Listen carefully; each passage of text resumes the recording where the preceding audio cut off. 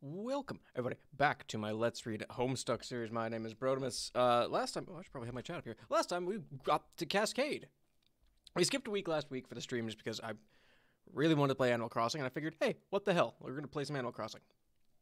And it was a lot of fun, and I hope everyone who was there enjoyed it. But we're back in Homestuck now. So, we will, I guess just begin intermission 2. Because literally the last thing we did was watch Cascade. So, yeah. That was certainly something. Alright. Let's get, let me check something real quick. Because I'm a paranoid motherfucker. And I always want to make sure that my shit is going when I want it to be going. Let's see. Hi, Tressa. How you doing? Okay. Alright. I'm done with this. Linda, how you doing? Is this going? Linda. Yeah, it is going. Okay, fuck it. We're done then. How is everybody doing today? We're gonna get into begin intermission 2. So we're gonna go ahead and jump right into this motherfucker. That's right, Flash. Excuse me while I have to enable Flash for the 1000th fucking time.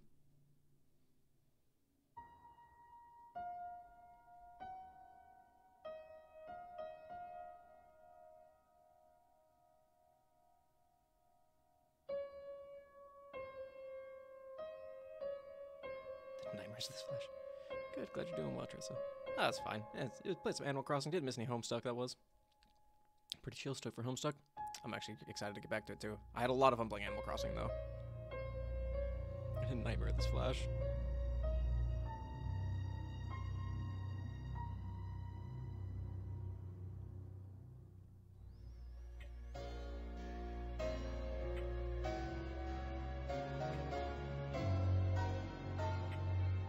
As with most things in Homestuck, I don't remember this.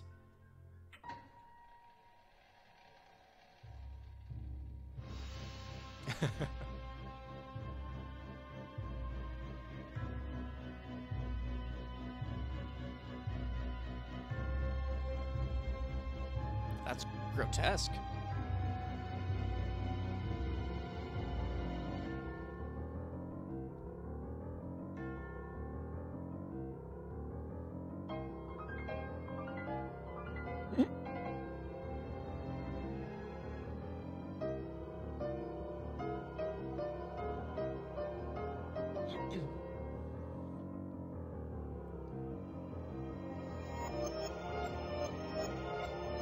That was awful, and continues to be awful.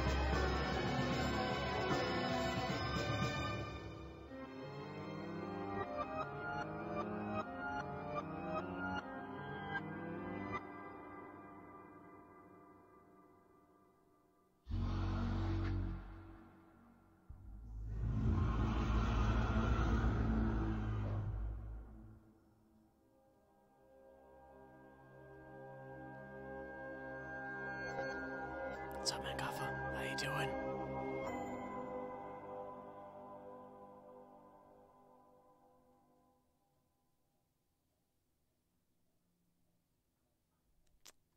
Alright. Like I said, mostly with Homestuck. Didn't remember that. That was awful. I mean, it was cool. And very well done. But that was awful. Alright. End of intermission 2. That's it.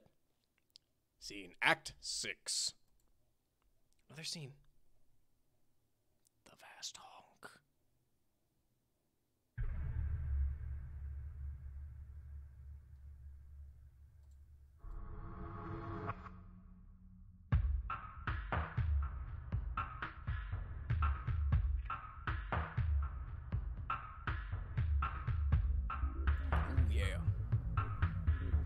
I can dig it.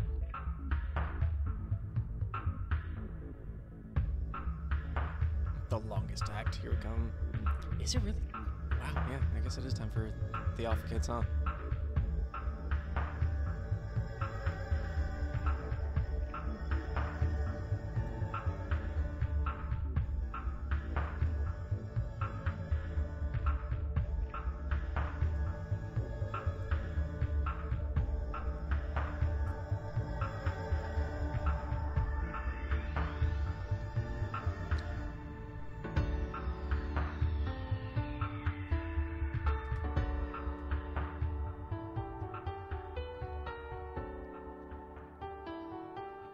I remember being so confused when I saw Jane for the first time.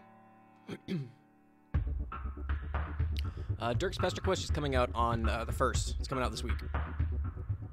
So it'll be up this coming Friday.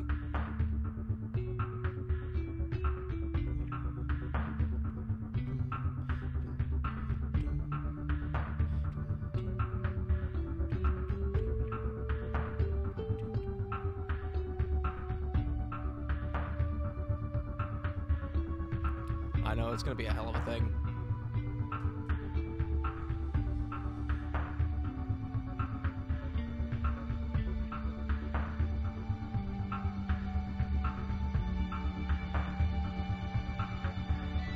I mean, if there's 8,000 pages, we're pretty much halfway. So yeah, I didn't realize. Damn.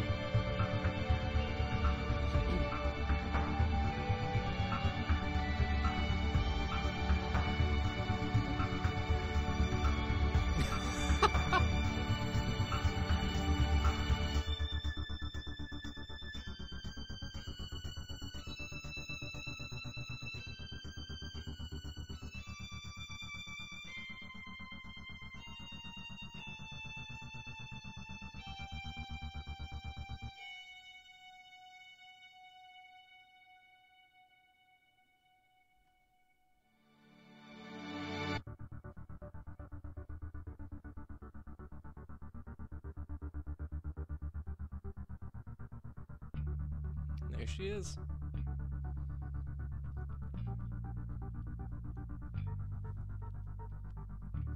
I probably will. Tressa. I'll probably go into the epilogues, and depending on how it goes, I'll probably like, because what, they update Homestuck 2 once a month? I'll probably just have that as like the start of all my streams, or maybe the end of my streams, I don't know.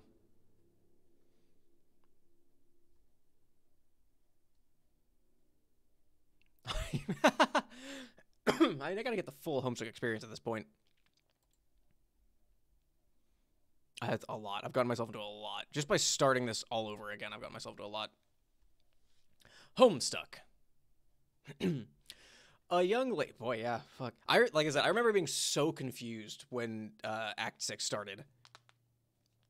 You did straight up, sorry.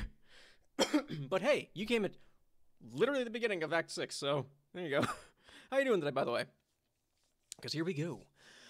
A young lady stands in her bedroom. It just so happens that today, the 11th of November, 2011, is the date scheduled for the launch of a highly exclusive playtesting experience for a much-anticipated game.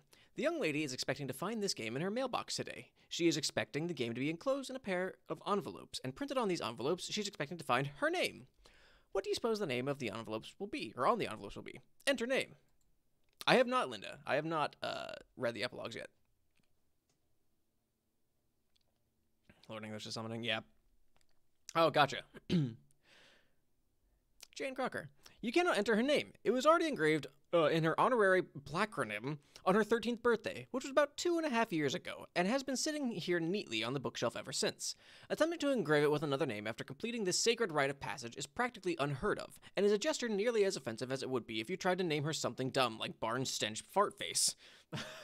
Luckily, she is not the sort to hold a grudge, and she will let it slide this time. As long as you hurry up and get her big day started. Examine room. Oh boy, this is a fucking wall of text I wasn't anticipating. Your name is Jane. As was previously mentioned, you are poised for an elite opportunity to test the Sburb Alpha. It is so elite, in fact, you are the only one of your kind invited to playtest, though you guess that probably comes with the territory of being the heiress apparent to a baked goods empire. You don't suppose it hurts that you are said empire's #1 fangirl either. It should come as no surprise that you enjoy baking, but you also adore reading detective stories. You fancy yourself a skilled prankstress, if by no other measure than lineage. Though at times you feel it's tough to fill those shoes when you are surrounded by jokers. Seriously, the shenanigans perpetrated by your pals make your old school japes feel kind of pedestrian sometimes. But oh well. You love them all anyway. You once dabbled in amateur botany, but found it too frustrating, because your vegetables kept Actually, you know what? You don't want to talk about it. You love situation comedies whilst holding particular affection for mustachioed funnymen. You know, your Foxworthys, your Funks, your Swansons, but not necessarily your Gallaghers per se, because you have to draw the fucking line somewhere. You are also pleased to contemplate frightening fauna, though saddened by their regrettable fakeness attribute. But none of that's on your mind now, because you are psyched about this special date, 11-11-11, i.e. 2x3 prong date, whatever that means. A date exhibiting just the sort of numerical gimmick corporations love to exploit for the big releases or for launching major rebranding initiatives. In the case of your cherished multi-global empire, both such events are slated to happen today. You can't wait to see what is in store, and for the mail to come. When it does, you will waste no time in embarking on the game's maiden voyage, and even if a fraction of what you've heard turns out to be true, you are prepared to have the time of your life. What will you do? Fucking life. Life. Get it? Haha. Jane, quickly retrieve arms from chest. There are no illustrations of the epilogues. Yeah, a book. Yeah, I knew that they were basically just it's just reading a book. Basically, there's no pictures. But I mean, I don't know if that'll make it go faster or slower. The first part of Act 6. It's a weird slog to get through. It's very reminiscent of the beginning of Homestuck, but it's not as fun. I don't know. Jane is not empowered to rehash this tired running gag because all of a sudden she is too busy being the other guy. We need to figure out what this fella's name is pronto. Enter name. Once again, you make the incalculable blunder of attempting to engrave an already allocated placronym. His name was etched when he turned 13, too, almost 3 years ago. It's been sitting here messily in his unbelievably deadly pile of guns ever since. What sort of vulgar, childish moniker were you going to stick this poor bastard with? Barf breath turd smirk? It doesn't even matter. Just tell him what to do. Examine room. Jake English. Your name is Jake. You love movies. All movies. You would describe your taste in film as eclectic, but in truth it isn't much less than totally indiscriminate. You bluster frequently of exuberance for firearms and fisticuffs and adventure, though you have no human company with which to share these interests. But who needs chums when you can enjoy a top-notch gander of your gals of cerulean complexion, hubba hubba? You're known to be found with your nose in a comic book or two. Not that it makes you a nerd or anything, like you even care about that. Not a gent of your panache and swagger, qualities which you would bandy with aplomb on your globe-spanning adventures, hypothetically speaking. You would love to travel around the world, toppling any sacred urns you encountered. You'd be tickled by the opportunity to defile hallowed tombs everywhere, raiding them of their treasures, and how you'd give your right leg for a shot at desecrating the shit out of some real-life mystic ruins for their Byzantine wares. Luckily for your limb, there is a dandy set of such ruins nearby, and you desecrate them quite frequently. You are also troubled to contemplate frightening fauna, and plagued daily by the regrettable realness attribute. What else? You sure like to wrestle. Did you mention fisticuffs yet? You know, scrums and whatnot. Also skulls. Gosh, you love skulls. There's a good skull at the heart of any mystery, haunting its every page. That is what you always say, or at least it is what you always hope. Fucking. What will you do? Jake, retrieve arms from floor. Post haste. Such a cliffhanger with all the other characters. That's fair. Fuck me. I had orange juice again this morning, which is always a mistake because always it's a bunch of gunk in my throat. It's you. I forgot about this. Fucking. You make a dutiful motion toward your trusty firearms, doing your part to assail the mushy carcass of a horse that passed away long ago, when suddenly a wild character select screen approaches. You really feel like you're in the driver's seat now. You can basically take this story literally anywhere. As long as you don't pick one of those shadowy characters, and as long as the panels are actually finished being drawn. It is like this whole panoramic cornucopia of limitless possibilities sprawling before your very eyes. Who do you want to be? Well, let's just go in order. Let's go back to Jane. You are suddenly Jane again. What was it you were up to? Oh, right, this game. You're excited about that. Earlier this morning, you thought you heard the mail truck, even though the mail never comes in the morning. But just to be sure, you rushed downstairs to check, even though due to recent events, you are forbidden from leaving the house. Alas, it was not there, and you sort of spaced out at the sky with a goofy grin on your face for no great reason, and then you were caught red-handed by your guardian. Then you got in trouble. You think you might be grounded now? Whatever, Dad! Whatever, Dad! Examine fetch modus. The fucking Foxworthy poster. It's your recipe modus, an extremely handy little inventory widget your dad got for you for your birthday a couple years ago. He can be a real hard ass sometimes. Not really, but he sure knows how to spoil his little girl. Capture login.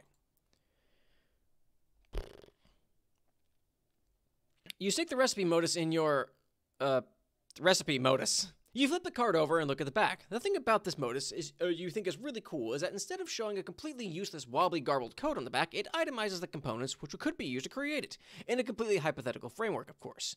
Just another wonderful innovation by your favorite company. It releases many products of an experimental nature, often with applicability to other kinds of technology and products which haven't hit the market yet. Of course, as the heiress, you are privy to all the sweetest gear in advance. Maybe you'll rummage through some of that stuff later. The modus, as a capture-logged object, has only one simple recipe, involving an array modus, snore, and a cookbook, yes! Other objects have more varied and elaborate recipes, though. Get hat. Fucking hell.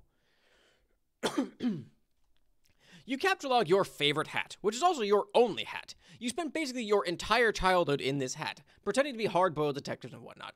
In public, you and your dad made quite the pair. Everyone could tell by a glance that you were your father's daughter, sired from his loins directly and genetically, through what was undoubtedly a natural process of human procreation involving a man and a woman.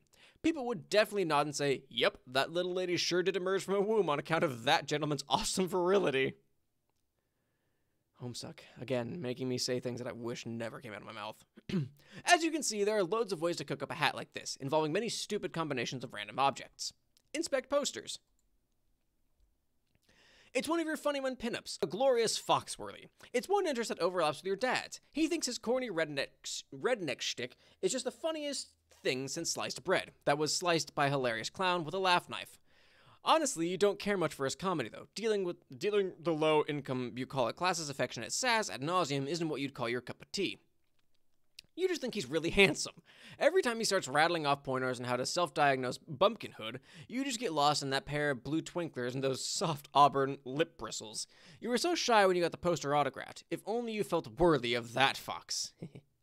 Oh, and there's one of your Problem Sleuth posters. You've got a lot of Problem Sleuth stuff, because you think detective stories are just so swell. This was the last panel in the first story, which ended a little before your 13th birthday. Since then, the author has been steadily updating Problem Sleuth 2, which you have been following avidly. You are happy that he stayed in that lane and stuck with the time-tested formula. If you went in a different direction, you probably would have found it really disappointing. I know people who are really upset.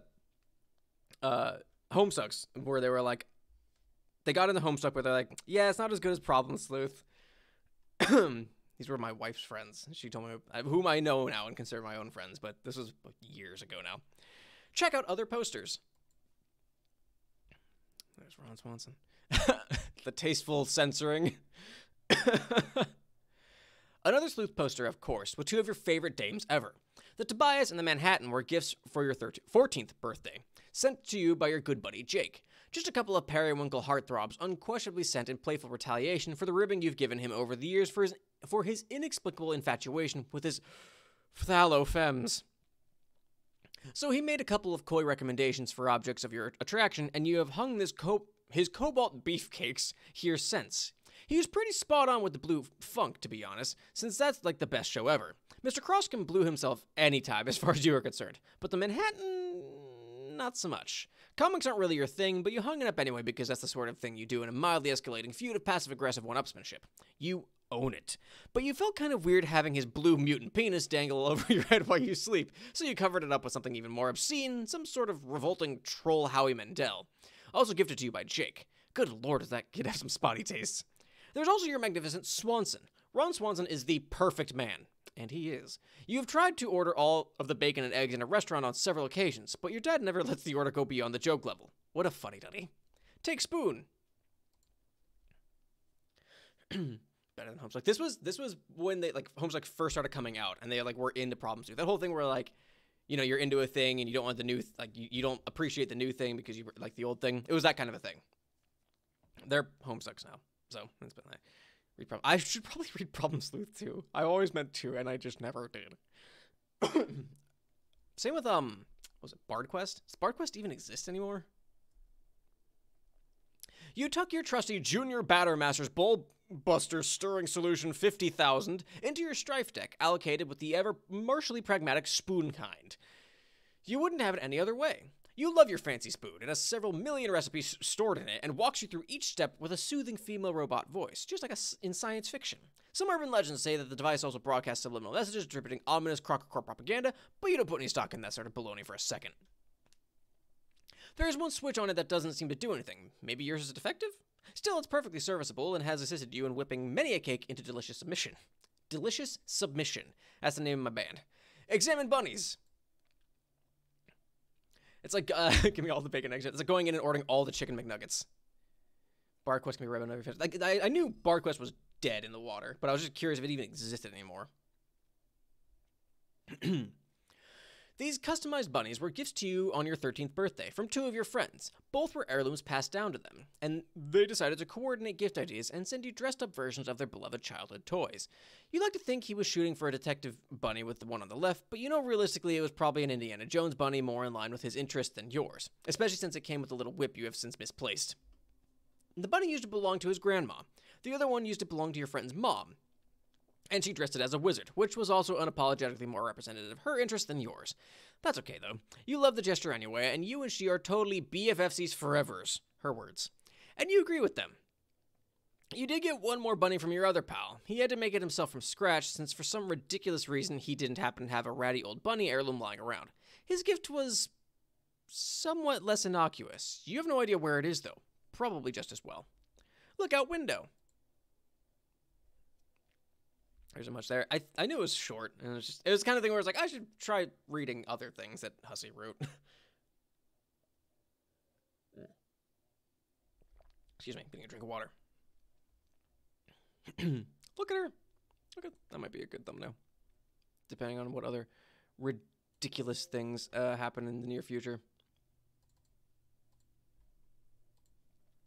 You've been fidgeting around your room all day, making little observations about your various belongings, checking the clock. Checking the clock. Excuse me, that doesn't continue. When will the dang mail get here? You take another peek out the window, just in case. It's still not there, but there is your dad. What is he up to? He just capture-logged the car. Oh, that's right, he was going to Washington today. He's probably taking it into the backyard next to the garden hose. He keeps a very busy fatherly itinerary. So many dad things to do every single day. If the mail arrives soon, this would be a great opportunity to sneak out and get it. Fingers crossed. Looks like somebody is bothering you. He better make it quick. You've got a window to stay glued to. Go to computer.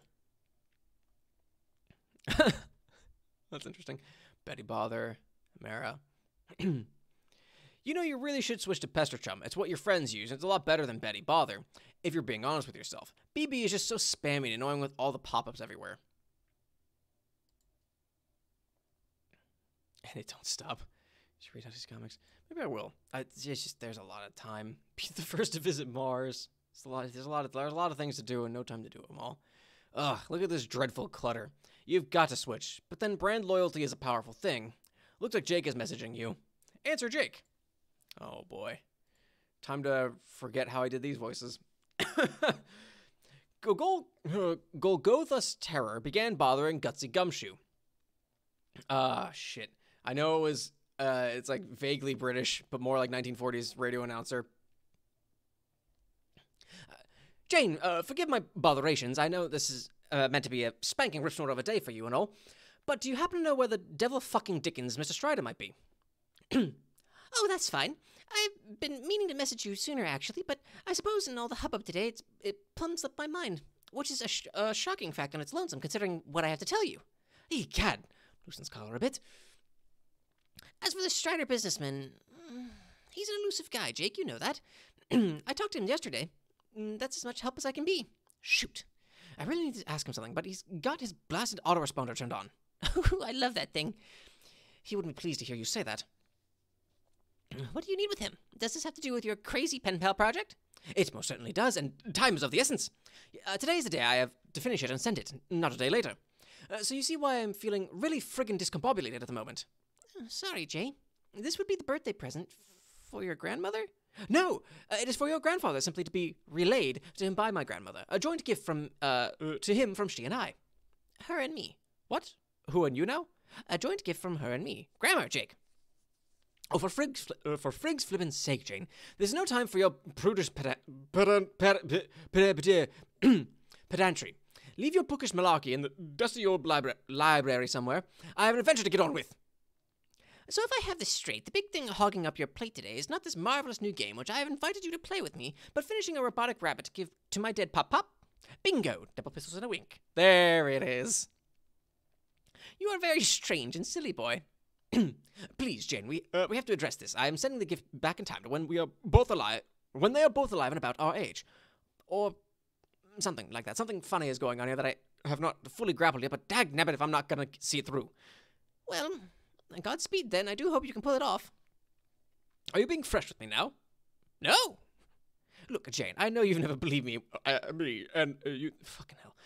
And you think everything I say is some big cockamamie goof-off, but I think today of all days is when you should start taking some things more seriously. Especially since I have always had your back. I've always believed in you. Hey, I believed in you too. However, believing somebody isn't the same thing as believing in somebody. But that much said, I think that maybe I'm getting ready to believe some of the wild stories I've heard. Or if not believe outright, reserve judgment on, at least. Is that so? I don't know. I'm still not sure what to think. But what I wanted to tell you this morning was, I had a really wild dream last night, and you were in it. Fucking, oh my. Glasses fog up, fumbles for kerchief. Shh, no, not like that. It was so real. I think we were in the game, even though we haven't started playing yet. I don't know what to make of it, whether it was a vision of the future or somewhere that exists now, or if it was just a really lucid dream due to excitement. What was I doing there? Not a heck of a lot. I really want to tell you about it, but it will take some time to explain, and we both have things to attend to. You with your time-traveling rabbit work, and I, my vigilant window-gazing. Too true. Let us reconvene later and sort out all this shit at a leisurely pace. Yes, okay. Good luck, Jake. Okay, you too, Jane. Bye. Golgotha's terror ceased bothering Gutsy Gumshoe. Check clock. Hold the phone. 11:10. You almost forgot. 1 minute until the Empire's rebranding launch. You wonder if it will live up to the hype. Guess you'll find out. Wait a minute. You ride out another 60 seconds and... Huh? Something happened to your baking chest. Did the logo just change? You wonder what else may have been affected. Look around. Yep, this one changed too. Crocker Corp is nothing if not thorough with its branding tactics. You guess it's pretty cool? It's just a fork instead of a spoon. Not the most awe-inspiring logo you've ever seen, but who are you to judge? Aside from the future owner of the company. You make a mental note that when you turn 18 and inherit the company, you will change it back to spoon. You love the spoon. Examine Bullbuster. You love the spoon. Sure enough, the Junior Batter Master's Bullbuster Stirring Solution 50,000 has been affected too, along with your Specibus. Try flipping switch. Oh. You try the broken switch again. Hey, look, it does something now. Toggling your trusty Bullbuster between a stirring solution and a poking solution. Neat. That's pretty neat. Back to the window. Nope, still nothing. You surely would have heard the truck pull up. You guess the Empire wasn't able to coordinate the mail with its rebranding. Maybe the U.S. Postal Service is the one thing it doesn't have its gnarl claws in yet. Another mental note. Sink gnarl claws into post office when you take over. Open chest. You decide to pass the time by rummaging through your baking chest and... Hang on. Maybe later. Answer. Oh, shit. Calliope needs a voice. Uh-oh. Fuck. Fuckity fuck.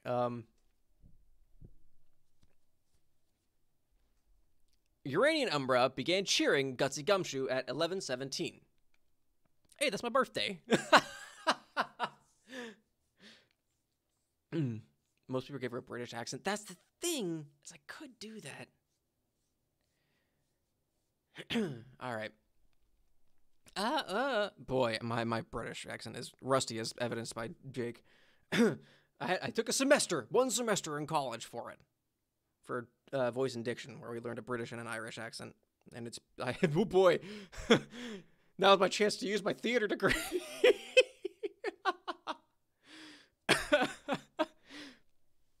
Oh, she's taking a nap. She had to work today, Linda. She's very tired, and it is very hot here in Florida. And she works out in a shed, grooming dogs. Anywho. Good morning, lovely. Why, hello. So I guess today is finally the day you make everything better. It is the day whereafter the legendary octet of mutual What the fuck is that? progenitority will come together and heal a great breach in paradox space. A day delivered through 80 billion years and 4 distinct universal instances worth of unfathomable turbulence. And while the emerald eye of the storm is fixed in the abyss forever, today you are poised to escape its scowl once and for all. By Skya's guiding light, you may leave behind its turning arms of bright colors and mayhem, and secure peace for your cosmic progeny for all duration. And if you are to meet this departure with trepidation, I would understand, but also I would ask, is there nothing I can do to ease your mind? Gosh, so formal today. Yes, I'm afraid I am guilty of rehearsing this pep talk well in advance. I thought you deserved a proper send-off. Aw. Well then, is there nothing I can do? It was a serious question. You needn't worry about easing my nerves. If it weren't for you, I wouldn't be nearly as thrilled about today as I am. Splendid. But remember, I will be here to help, whilst refraining from casual spoilers to the best of my ability. That is reassuring. Have you corresponded with your first designated co-player yet? No, I haven't seen her online today. I'm really hoping Lalonde won't flake out on me this time. Have you heard from her? Not the today that is local to you, though I do have a wee bit more trouble monitoring her than the rest of you. Curious dark patches in transmission. Humph. Still, I wouldn't fret over it. She is as good a chum as any you have. Fuck. And should come through ultimately, even if things seem dire. If you say so. Oh, I wanted to tell you, I had an amazing dream last night. Blimey. I see the British. Okay, that makes sense right now. I believe it may have been of the sort you described, a dream of awakening, presuming I haven't just flat out lost my marbles. Indeed, I'm sure it was. I knew you'd wake up soon. Might you describe what you saw? I was in a bright gold city. Above was a brilliant blue sky, but the horizon was dark as night. Was this the place you told me about? Was this it? What was it called? Ah, shucks. Does this count as a casual spoiler? Not at all. That is a simple detail about the realm you are about to explore, without directly involving your future decisions of consequence. The place you visited was called Prospit. It is where I have woken up every time I have gone to sleep for most of my life. I didn't see you there. At least, I don't think I did. No, you wouldn't have. My Prospit is an alternate version from yours, in a completely different session, quite far afield of your reality. If we are ever to meet in person, it is unlikely to be while playing our respective games. Jade for Jane. Yeah, it is getting more jadey, isn't it? Okay then. I mentioned this briefly to Jake, and he didn't have... It's... so... I'm basically trying to go with an end, like, hoo-hoo, well, John! But it's trying to, making it less... crazy? Is the word? I mentioned this briefly to Jake, and he didn't have much to say before we parted ways. I will gather that if this is all true, then it means Jake had not awoken yet? I think this is for you to determine in time. What is your hunch? I don't know. But there was one thing about the dream that was very troubling. I'm becoming nervous to consider what it might mean. Understandable, but it would be important to practice patience today. You have a long road ahead of you, and many questions will be answered. What the fuck did I see there? Will be answered in time. But we can talk it over later. Now we both have games to prepare for. I know you could never fully appreciate what this actually meant, but I took much care to sync up these conversations with you on the same day that I begin playing as well. That way we can journey through our sessions together and compare notes. I'm still not sure I appreciate what that means, but I appreciate that a nice gesture has been made if you say so. I guess I should start believing all of this now, huh? Rather than learning it to be true later and feeling the fool for my curmudgeonly skepticism? For starters, I guess I could drop my reservations about your story. Will you? I can write off much to tomfoolery, as I am no stranger to a good prank myself, but quite honestly, you seem too kind for this charade. Not the type I expect to trot out such persistent falsehoods beyond their humorous welcome. So what do I know? Concern it, maybe you are an alien girl from Uranus, and together we are about to play a game which determines the fate of existence. Sign me up. Oh, but I never claimed to be from that planet, which is only in the far reaches of your solar system. In fact, I am from much farther away, a different universe altogether. But if you truly mean it, thank you for believing me. Now, Jane, my lovely, let us prepare for this adventure. Remember what I said about the need for patience. Patience with your friends, patience for your growth as a hero of life, and patience for the coming of the other four of legend. A hero of breath and of light, and of time and of space. And if you still find yourself in doubt, just check the inscription on that big old book downstairs. After all, if you can't trust words written by your own hand, then what use is trust at all? Kisses. Uranian Umbra ceased cheering Gutsy Gumshoe. Okay, back to the chest. Boy, that was a fucking novel to read there. You return to your baking chest, which you use mainly for storing quality pranking apparatus and a few other odds and ends. Hello, Pop Pop. His friendly face is there to greet you every time you open your chest. You would have loved to meet him. Unfortunately, his life was cut short at the tender age of 86 in a tragic accident, coincidentally on the same day you were born, or so your dad tells you. Pop Crocker was a legendary comedian, following in the footsteps of his grandfather, who of course was the greatest southern pranking legend of all time. One day you hope to follow in Pop's too. But then, if the whoppers you have been told recently have any truth to them, maybe you will get to meet him after all? It seems too good to be true. The only relationship you ever had with him are through video footage of his vaudevillian antics on stage, or through his role as Judge Johnny Stone in one of your favorite old sitcoms, Night Court. Rummage around. Just your basics when it comes to pranking, a few clever disguises, a name brand dunce cap, a slightly abridged edition of Sasker's text, updated for the modern prankster, and scrubbed of a few of the more egregious julep-fueled racial slurs, several other stray books, your company's prototypical model for the Grist Widget 12,000, and of course your super handy Unreal Heiress Thoughtwave Tiara Top for the young go-getting junior battermaster on the go. Dump chest. Might as well get all this crap out of here and take it with you. You never know when you might need it. You shut the chest and... Oh, hello, Harry Anderson. Always a pleasure to see you there. He is also one of your idols, and as it happens, has a bit of a history with your Pop. They were rivals on the vaudeville comedy and magic act circuit. Eventually, the less competent Anderson was shamed out of the industry and went on to greener pastures in the private dicking business. Private dicking biz. Private dicking. He became one of the hardest boiled detectives on the mean streets of the Big Easy, and later made a fortune off his memoirs, ghostwritten by Matt Cavaney. Capture log all. Your Silodex is so great. You shudder to remember some of the old shitty fetch mode I used to struggle with when you were younger. Still learning the capture logging ropes. Fibonacci heap? LOL, the effing noob. Inspect books. The wise guy. Pony pals. Oh, fucking yes. Oh, you have a cookbook, which of course was made obsolete by your computerized talking bullbuster. You wouldn't dare part with it, though. Too many wonderful memories. There's Anderson's aforementioned book, Wise Guy. His, Cavaney's, stories are gripping, in a way. And then there's a customized copy of Pony Pals, a gift to you on your 14th birthday from the slippery Mr. Strider. Each page contains lovingly handwritten commentary on the deeds of his intrepid young horse. This intrepid young horse. Check out Grist Widget. Always fucking forget that Dirk is a Brody. This thing's a piece of junk. It just wastes your boon dollars and destroys your cool gear to produce these stupid things that look like gushers. But unlike gushers, which serve many practical purposes like inducing vomiting and simulating the experience of eating plump insects, these things are totally useless. Insert hat card. Okay, you'll try it out with one of your less prized possessions just to prove how dumb it is. You never like this hat much. It makes you look like a gnome and basically isn't funny at all. You pop the card in. The grist widget indicates it will cost 10 boon dollars to convert this object into grist. That's not too bad, you guess. It's not like the currency has much value anyway. It was introduced as a sort of BC Corp fun bucks to be used by youngsters specifically on qualifying merch online and stuff. Brilliant business strategy, really. As heirs of the Empire, you are naturally endowed with millions, which you have a reputation for being very generous with. You have been considering using your wealth to set up a scholarship fund to allow underprivileged kids go to Boone College. Activate. It's just the little details, the little details. Jane likes baking, Jake has a thing for guns, and Dirk's a fucking brony.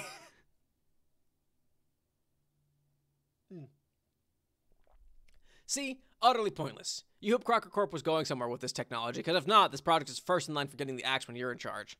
Wear a tiara top. You put on your highly fashionable Unreal Heiress Thoughtwave tiara top and flip it on. It immediately hums to life as its blazing fast processes mingle with your thoughts. It is the most efficient computing technology in the world by far, as long as you don't wear it for too long. But aside from a few migraines, you can't possibly imagine any, that's right, any, obey, drawbacks that cease reproduction could come with merging consume your thoughts with embrace your culling, experiment with technology, conform to social order, from and stay asleep, extremely powerful, die, corporation. Wait, what? Continue vigilant window gazing. The Pony Pals book is one of my favorite parts of Homestuck. Fair. Bacos!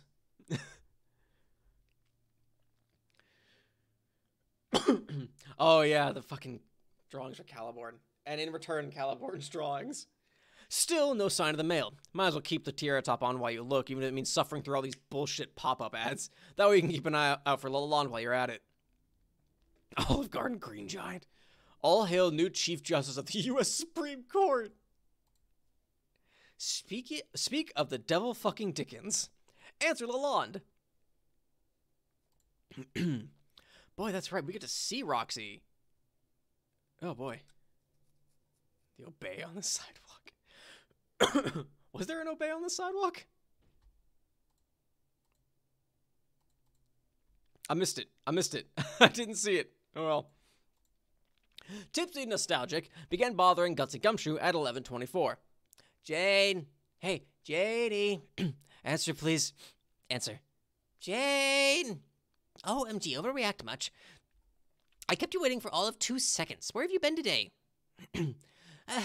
Nowhere, just chilling here when all of a sudden, it hits me that we have something really fucking important to talk about. This hit you just now. We made plans to get in touch early this morning, and I have seen neither hide nor hair of you all day.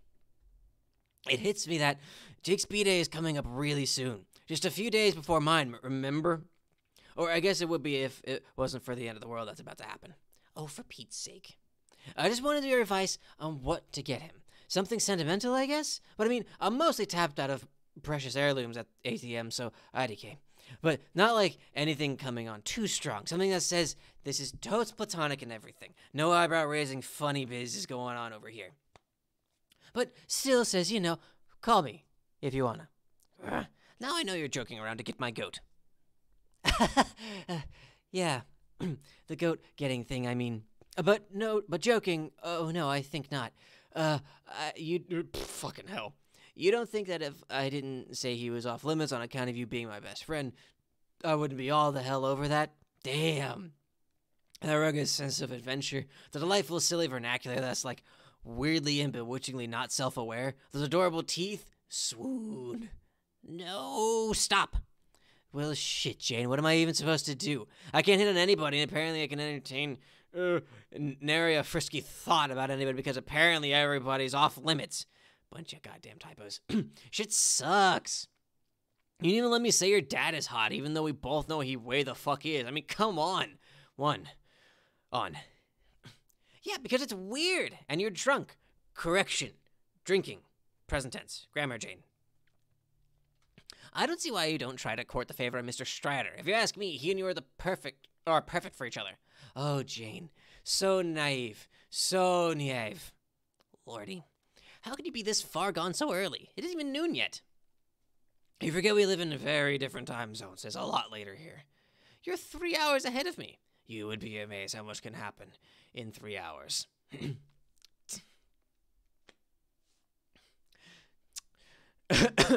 What would your mother have to say if she caught you?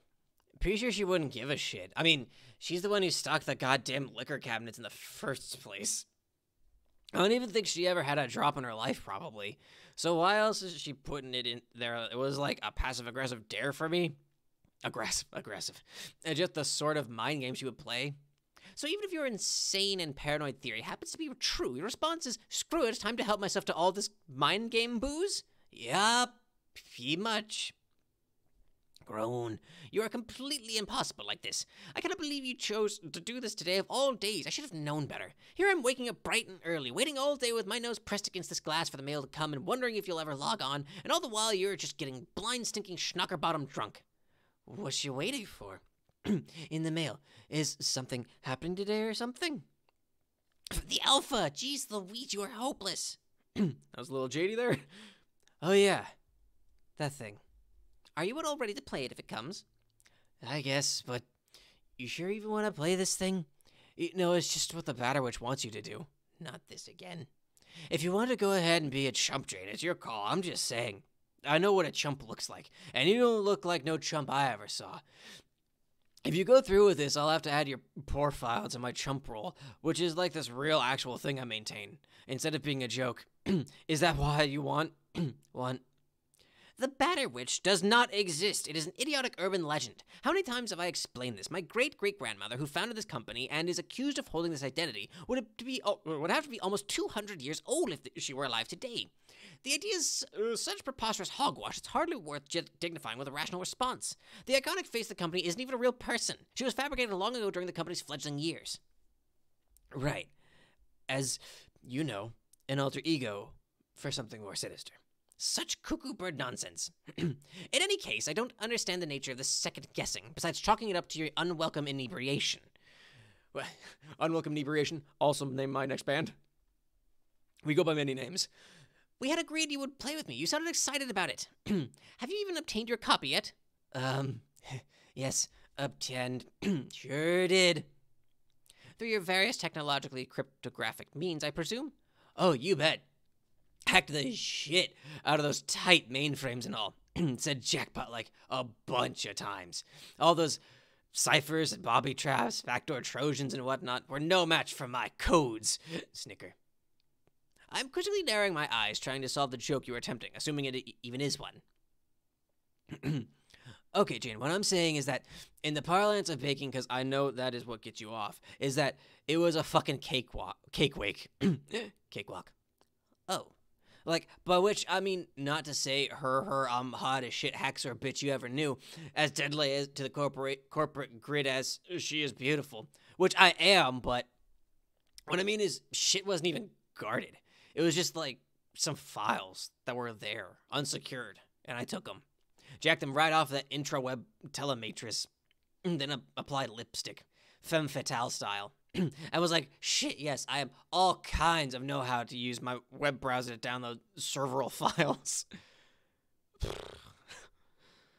Boy, Roxy's gonna get real tough to read. Really? Yeah, so now I got it. If you really want to play, which you shouldn't. That is a bit puzzling. I thought the software is highly proprietary. I told you, she wants you to play. Wants us all to. Part of her big plans, and you're playing right into them like a Yes, I know. You've made yourself clear. But what doesn't add up about your story is, I believe somebody doesn't want me to play. How else do you explain the recent attempts on my life? Dunno. Someone out there wants the stock price to take a hit? There. Or it's just more connivings of the witch. So this hypothetical monstrosity wants me to succeed, but also wants me to die? Makes a lot of sense. Wouldn't put it past her. Makes you feel persecuted. Redoubles your determination to play. You advance her plans in whatever incomprehensible way.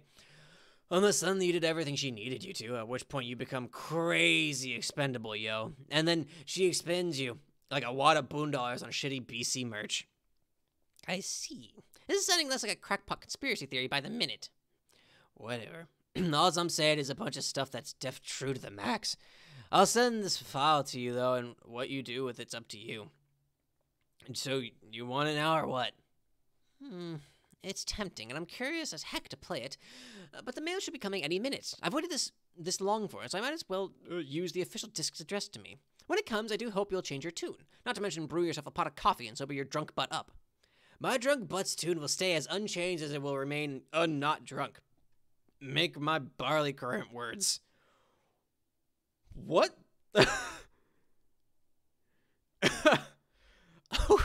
Okay, fair enough. But I believe that when we start playing together, you'll come around.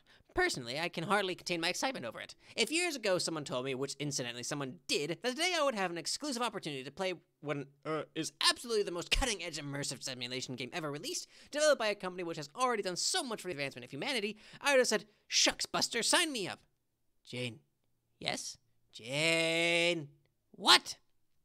Jane, did you know that I'm utterly in love with the fact that I have a best friend who says things like, shucks, Buster, Shoosh, you drunkie. Oh. WTF. The thing, the flappy thing!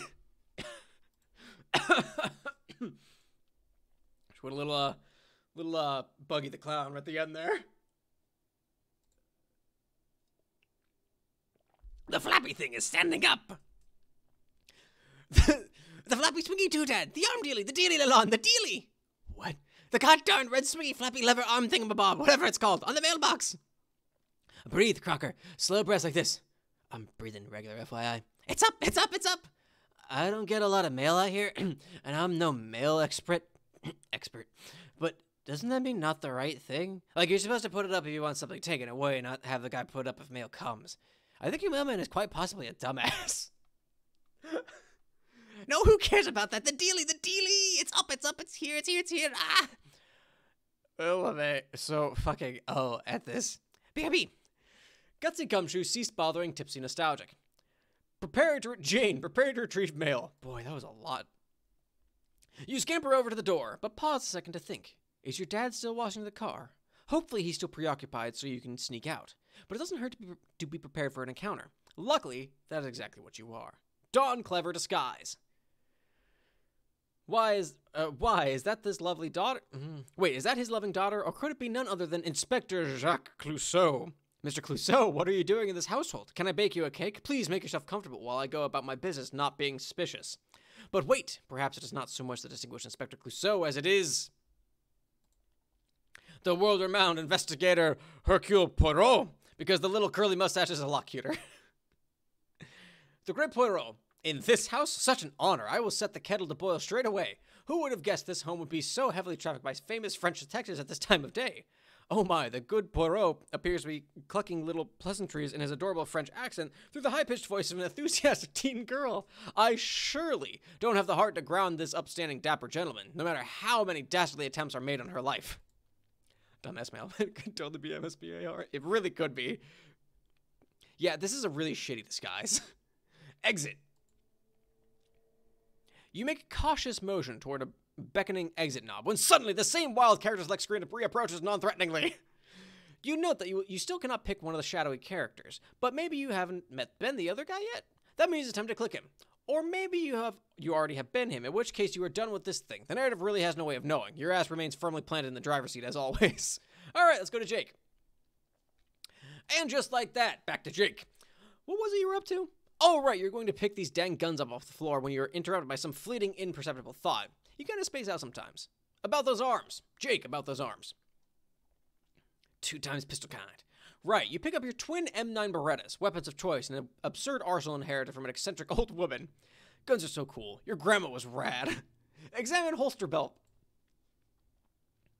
It's your authentic Tomb Raider sexy thigh strap double holster, complete with cool skull buckle and everything. You like to think you pull it off about as well as Croft herself. Wear it. You like to think that, but in truth, you look ridiculous. You think you probably need shorter shorts to make it work? Probably skin-tight shorts too. As it is, the cuffs of your baggy shorts get kind of bunched up underneath the thigh straps, which is uncomfortable and makes you look like a tool. Okay, forget it. Better off just keeping it in your strife deck. You can draw the guns faster from there anyway. Examine bed. Oh, that's right. All the different loci. Oh, man. You think your bed is some sort of electronic gadget? You're pretty sure those bedpost globes are supposed to glow like light bulbs under certain circumstances. But you've never been able to figure out what purpose it serves. Just more mysterious junk inherited from your eclectic grandma. She also gave you these bed sheets when you were very young, which you adore, but only for sentimental reasons. You aren't too keen on monsters. Examine posters. Wait a minute, was that... Okay, that is Spider-Girl. But is that Silk? Is it supposed to be Silk? I hope it's Silk. Cindy Moon's fucking awesome. I think this came up before Cindy Moon, actually, so I don't think that is Cindy. Which posters? Your whole room is nothing but posters. Sometimes you find it hard to focus on any one of them. You just relax your eyes and get lost in all the incredible heroes and adventures which exploded from the silver screen and into your bedroom as well as your heart. Movies are so great. You've never seen a movie you didn't like. You're pretty sure. People give you a hard time for that, though. Gosh, you love movies. Almost as much as you love skulls. And movies that have skulls in them? Oh my god, so wonderful. Oh, why is Smurfette there? Boy, this came out after the first Smurf movie? Holy shit. Ugh, scope out those blue chicks. This is your collection of beauties, but you don't call them that to anyone but yourself in private because somehow even you are aware of how dorky that sounds. You are oftentimes the recipient of a good ribbing from Jade on account of your peculiar fascination with blue movie ladies. You don't have to justify yourself to her, though. What is even her deal? Any fella would be off his rocker not to fawn over all these bodacious blue knockouts. You want to make out with all of them. Make out with all of them. Dear sweet Neytiri from James Cameron's Avatar. Oh, if only you were the one who could have overcome his paralysis on an alien adventure planet to become her boyfriend instead of that other guy. Then she could have shown you how to be bold and courageous and stand up to fight for your people, and maybe later engage in a bizarre extraterrestrial reproductive process involving ponytails and a magical tree, you guess? You'll show that curmudgeonly Strider, who's just a gigantic shitty space furry. You will show him what marvelous creatures they are. You'll show him what a daring dream it is to combine the finest qualities of humanity with... But seriously, you have to stop kissing the stupid poster. It's nice though. It's nice to see Elise here. Stop kissing stupid poster. Yes, that was a waste of time, definitely. It's definitely not something you spend much time doing whenever you are alone, which is always. Anyway, here are some other great movies. Weekend at Bernie's, classic. You really think John would like this movie if the things you have heard about him are true. Guys in cahoots make the silly corpse of Bernie Lomax do zany puppet antics so their schemes can succeed. Guffaws aplenty, as you have tried to tell Jade before practically verbatim. She doesn't much care for great movies like that, but that's alright. You love her anyway, and you think she's a blast. She says you sound just like John when you say stuff like that, though, and that the two of you would get along famously. You can't wait to meet him. Also, there are some cage flicks there, but who doesn't love a good cage flick? Nobody is who. Dang, you would kill to get your hands on some authentic cage movie memorabilia, but that'll probably have to remain a crazy dream. Examine Patrick. Patrick? What the fuck happened there? Examine Package. I'm trying to dirt calling Jacob for it. Yeah, that's the really, it's really, no, I can't think of the fucking word for it. There's no introspection there. Speaking of John, this is his birthday present. It is the project that has been taking up all your time lately, and today is the deadline to finish it. You have to send it to Jade so that she has time to ship it to him across the Pacific Ocean. The transmaterializer you have been using to ship it back and forth is wired to sync up your flow of time with hers, so it's not like you can just take forever with it and send it to the exact time she needs it. You've thought of that. And considering this bunny is probably going back to the early 20th century when she and John were around your age, you figured the mail was extra slow back then, so there is not a moment to spare. Whew, time stuff is pretty complicated, but you're fairly sure you've got this figured out. Examine Bunny. Hey guys, how you doing? The guy's a master of irony. That is a fair point. Them Striders, all about the irony. Look at that. There's Liv Tyler. Sure is going to be a sweet gift. Reminds you a lot of the old ratty bunny you inherited from your grandma, who of course is exactly who you are collaborating with to make this thing. Time loops make you feel a bit fuzzy in the head, but you've always suspected it could very well be the same bunny. At some point in the early 20th century, Jade gave this robo-rabbit to John, and then later it must have wound up back with Jade. Somehow? Then she, removed all the robot parts, hung onto it until she was an old woman, and gave it to you? You guess crazier things have happened, like the way this whole project started in the first place. Jade tells you this, the little rabbit here, or Terry Kaiser, as you like to call him, Mr. Kaiser, Kisser, will save John's life. He'll be sitting there on some sort of chessboard battlefield in yellow pajamas, reading a letter, when pow! Kaiser to the rescue. So you're taking this responsibility very seriously. You have been for years already. In fact, this project gave you a neat idea for what to do for Jane's 13th birthday a couple years ago. You and your other pals all coordinated gifts, each sending a customized rabbit. Lalonde happened to have another bunny heirloom like yours, and Strider was resourceful as usual. If John enjoys his gift anywhere near as much as Jane did, then it will be time well spent. Hello, hi Golly, how you doing? There's just one problem. Mr. Kaiser here cannot be completed and tested today without a source of power. You will need a little chunk of uranium to power the robot, and you are fresh out of the stuff. You have been plundering all of your devices for uranium to refuel the transmaterializer, which requires huge amounts of power anytime it centificates or purifies the package from the past. Seems to you like excessive energy consumption for just a simple time machine, but what do you know? Unless it's doing something besides shipping it across time. You couldn't imagine what, though. You really should have remembered to ask Jade for some uranium in your last letter to her. Now you're in a fix. You even yanked the uranium out of your cookalizer and refrigerator. You haven't had a decent meal in weeks, just a lot of canned food from the ruins. This project has been difficult enough as it is without additional bumps in the road like this. You are really the best guy at building machines. Jane's been a big help, but she says she couldn't do this alone. As much as it troubles your pride to admit, this project wouldn't be possible without help from your other 2 technologically savvy friends, and you are slowly coming to the regrettable conclusion that you will not be able to solve this uranium dilemma without asking for Strider's assistance. He's your best bro and all, but the dude never makes anything easy. Take Bunny. I'm doing alright, golly. I'm, trying to stay as home as much as possible, but I do have to take my wife to work still, which is really putting a damper on this whole avoiding people business. You stash Terry in your puzzle modus. It's quite a handy modus, allowing you to capture log objects of any size as long as you can fit them all in a finite space by maneuvering the cards around like a big game of Tetris. You like it because it keeps you sharp for solving any puzzles you might find when you go out raiding hallowed tombs, which is never. The bunny fits in okay, but it's a tight squeeze. The space in your inventory is mainly hogged up by one incredibly huge thing. You guess you should get rid of it, but you can't shake the feeling you might need it someday, and you don't want to risk ditching it and be caught with your pants down later. Examine comics. On your work table, there are a few comic books starring your favorite heroine of all, Spider-Girl. Okay, that's not Silk. You don't know what it is, but there's something about a girl who has spidery powers and a sassy attitude that's just so cool to you. It's just another quirky fact about you that definitely doesn't have any greater significance and never will. Take comics. Horse feathers. Forcing the comics into your puzzles, Siladex knocked out a bunch of other crap. You've seriously got to reorganize this thing. What were you even thinking capture logging all those bullets one at a time anyway?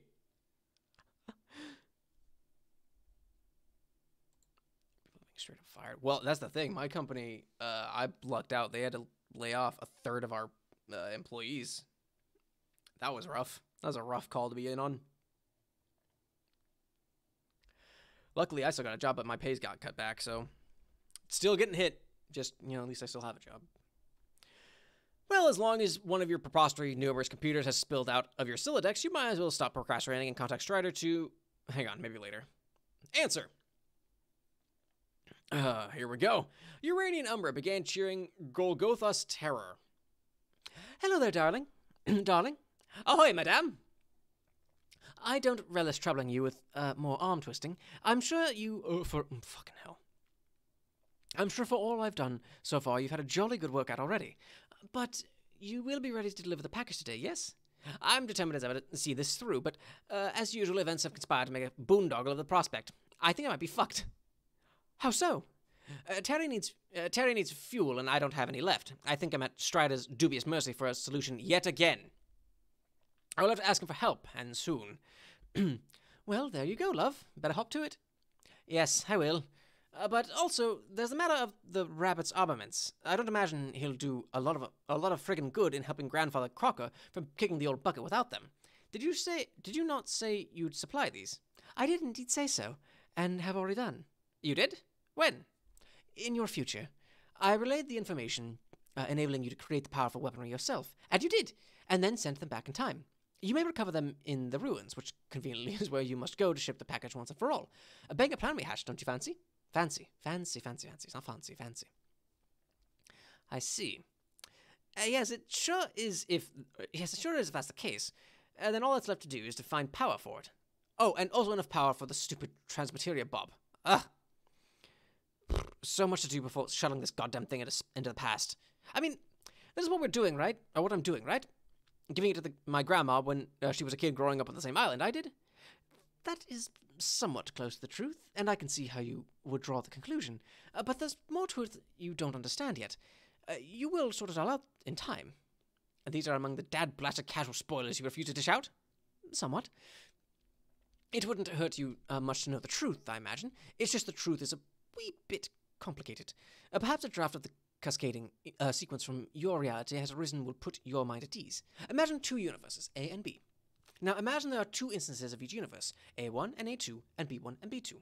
The first instance of each is like a test run that does not quite succeed. The second instance, though, will meet all of its purposes. Now consider that A1 begets A2, A2 begets B1, and B1 begets B2. And the participants of B2 are the ones who will make an effort to exit all of this turbulence and... Folderol? You are one of them, and your young ancestor is another, though she is presently stationed in B1. And yes, she is in the past, though not quite as far as you believe, nor does she occupy the same stream of continuity. I'm not sure I completely followed that, but okay, well, Jake is pretty dumb. That's the best I can do for now, primarily because I will not risk wasting much more of your time. So you are still in contention that I will meet our elders as youths? Oh, yes. Aha! Then I will be traveling through time. I knew it. Or they will be, whichever it is. Which is it to be, by the way? Casual spoilers, said English. Given the nature of the quest awaiting for you, it wouldn't be shrewd of me to rule out the employment of time travel by any individual. But I will say that you're probably prey to a basic misapprehension about the nature of this rendezvous. It will not take place on Earth. It will happen inside the game you're about to play. Oh. Well, shit. Indeed. This is frightfully exciting. I would love to meet them. I never got to know my grandma very well, and it always seemed like she led an amazing and adventurous life. Then this seemed to be proven true in my correspondence with her, so I'm really looking forward to it. So true. I'd pay a hefty ransom to get to know my forebears. I remember you mentioned your race doesn't really jive with ours, familiarly speaking. Correct. I never knew those who would identify as my parental equivalents. It is in the same way my race propagates. Our ancestors precede us by millennia. Well, yes, ours do too, but generally we have all of these other people in between them, and the most recent ones are called parents. So I guess you do not have those, like systemically? Nope, never did. Well, neither did I. Miss Alien, I think we are like birds of a feather, you and I. When do I get to learn your name, by the way? Truthfully, it may be for the best that you never know it. It could stir up some things best left in their present equilibrium. And now I think I should bollocks off and leave you to it. But, wait, there's still some things I'd like to know. About today, about this game. No more procrastinating. Contact your friend, darling. Yes, fine, okay, I will, but just please tell me in the least casually spoilery way possible, what are we even trying to accomplish here? What is even the rootin' tootin' point of this game? I think you will have more fun than you can imagine finding out. But stated concisely, and short of spoilery as you so charmingly put it, your objective today is to pave the way for the arrival of gods. Kisses. Uranian Umbra, cease cheering. Golgotha's terror. I want to fucking pause every time I go to say that. Unearth more computers. Asking for casual spoilers all the time. I would just get tired of asking, but like, I'm not even gonna fucking ask anymore. Fuck it. I don't care. I'm just gonna do it. If you're going to message your good bro, you might as well use a more comfortable computing device. You always found the Husktop to be a little clunky, way too hands-on. Here are just a few at your disposal. Your grandma always was an advocate for thorough preparedness. She would strongly advise staying not only armed to the teeth, but well-equipped in the computational department. You've been taught you should really carry no less than 5 computers on you at all times, like a sensible person. Oh, I fucking love that running joke. Dawn computers. You put on a few of your more ostentatious devices. Luckily, or unfortunately, you grew up alone, so there was never anyone around to point out how ridiculous you look. These were also inherited from your grandma. In addition to being quite the globe-trotting adventuress, she was rather enterprising as well. Her company made many products like this to compete with the corporation owned by the cruel baroness who raised her. Sadly, BC Corp eventually crushed her company and forced her into exile. You have always hoped that when Jane takes over that foul conglomerate, she will right all of its unspeakable wrongs. You know she will. You believe in her, after all. Message your good bro. Oh shit, we're actually gonna get Dirk. We're gonna get Dirk before Dirk's route in Pester Quest. What kind of spoilers do you need to know? That's fair. Golgotha's terror began pestering Timaeus Testified at 5:57. Bro, ahem, are you there? I hate to be a pest about this, and I know I've made a hearty trouble of myself a good deal lately. Stay your business, Jake. I should preface this request with an overture of appreciation for how much your cool and brotherly friendship means to me. It has just been absolutely bully having a stand-up gent like you in my corner. Just a grade A dude who's a cut above the others in class and camaraderie. Whew, gulps for fresh coaches. I hope this shit isn't coming across as platitudinous. I really mean it. Take it easy, bromide. Fuck. What the? Here's the fucking problem I always have with Dirk and Dave. That's true. This is fucking autoresponder. This is AR. It's just a younger Dirk.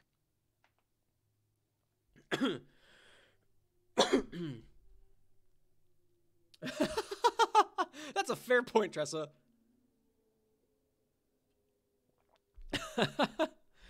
Oh boy, fuck. I'm just gonna go with what I was going with. Take it easy, Bromide. Just about the only way I could salvage endearment from this perilous slope of horseshit would be to discover, really fucking soon, mind you, it was a preamble to some floundering invitation for me to rush to your vicinity as nakedly as possible.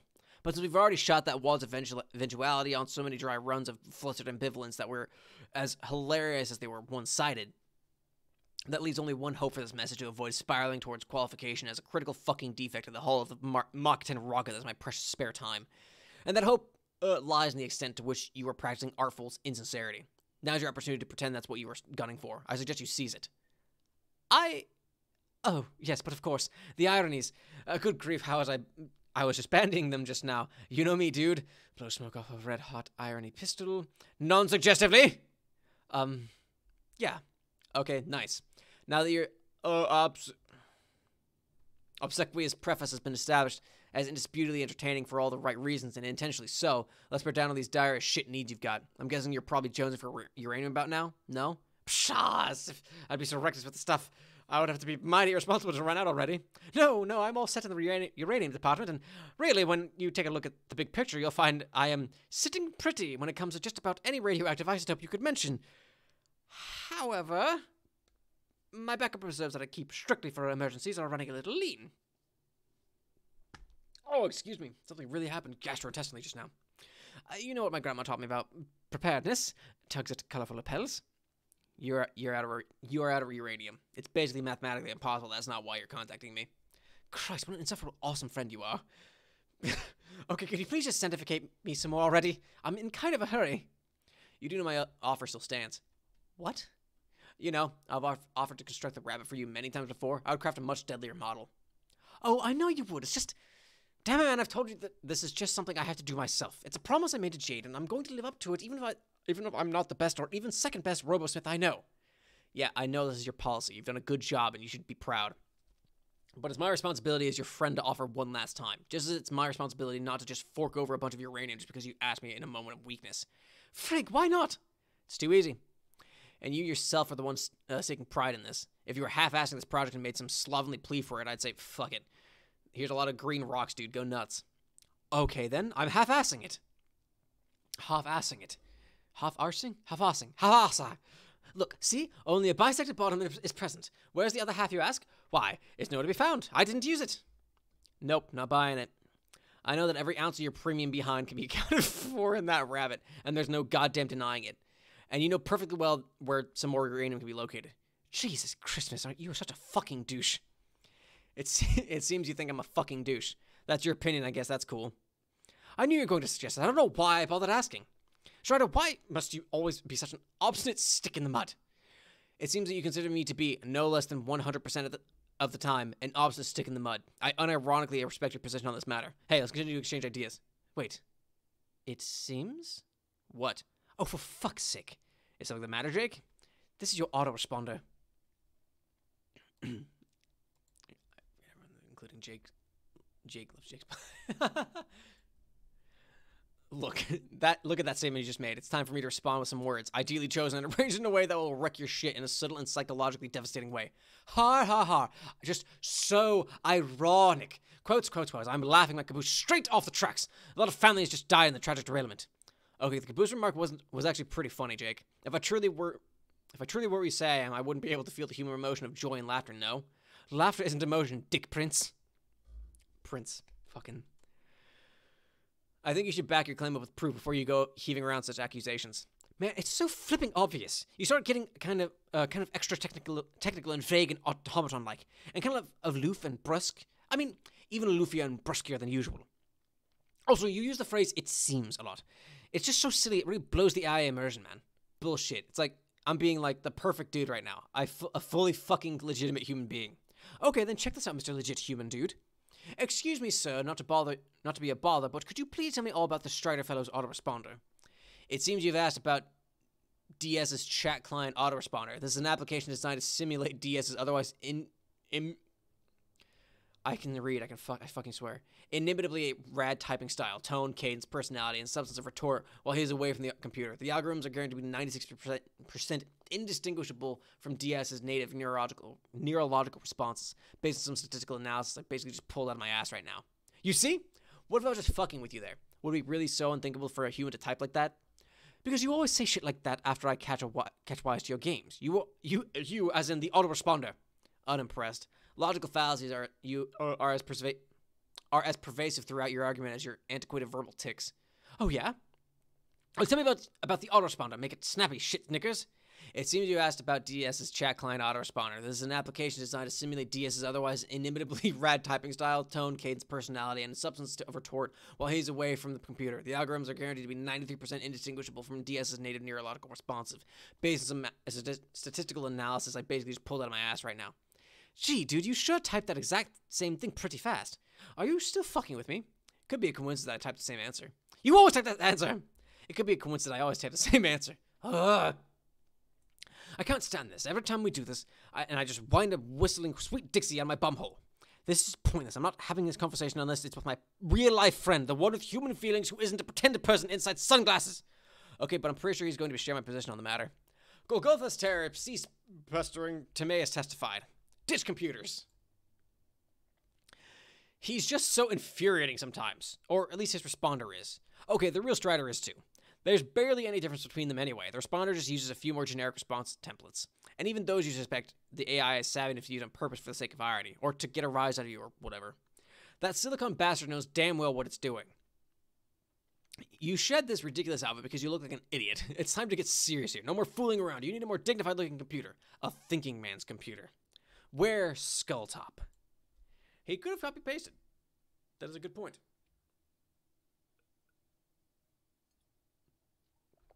My throat's getting dry.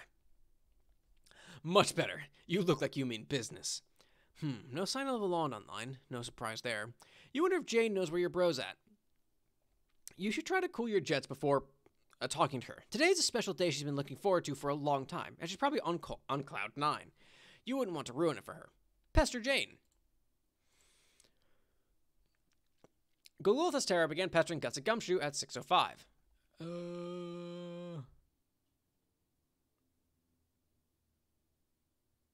Yeah, we read all this.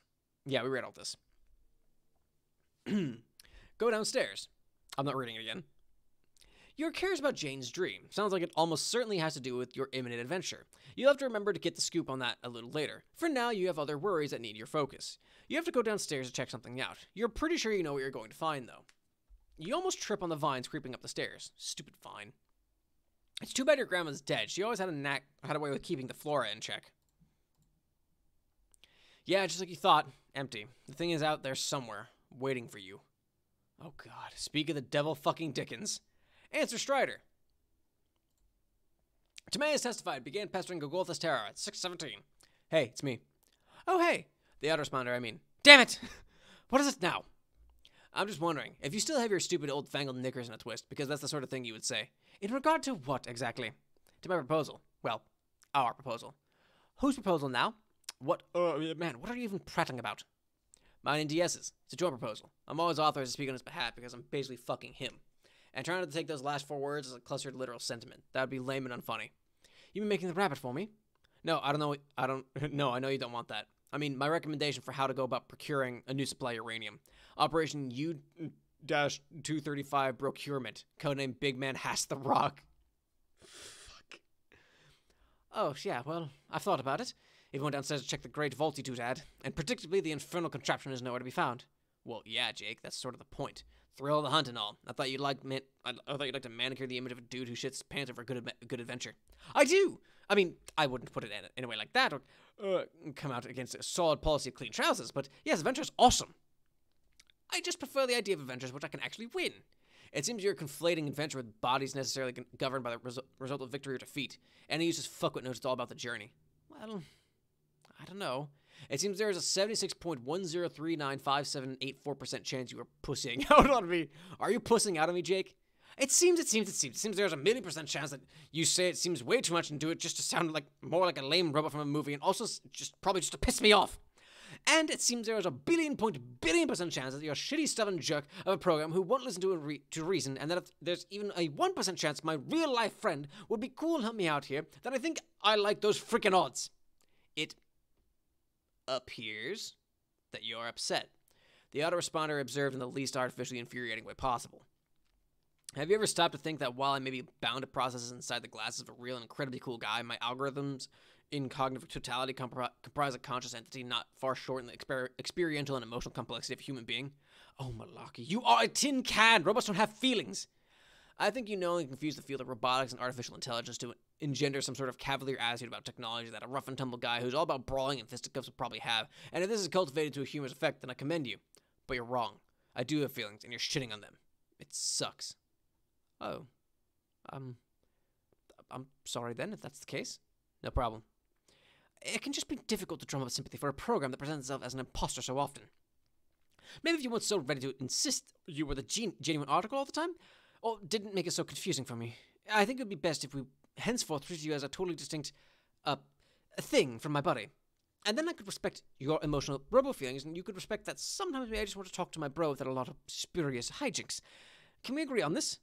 Is this a counter-proposal? To what? To my earlier proposal. Oh, yeah, fine, I guess. Man, what is he anyway? Is he one of his legendary infinite showers? What can I say? Dude fancies his ablutions. Frick, okay. Whatever, I guess it's time to prepare for the thrill of the hunt. Fuck yes. Sigh. But seriously, that robot has been the bane of my existence ever since you sent it.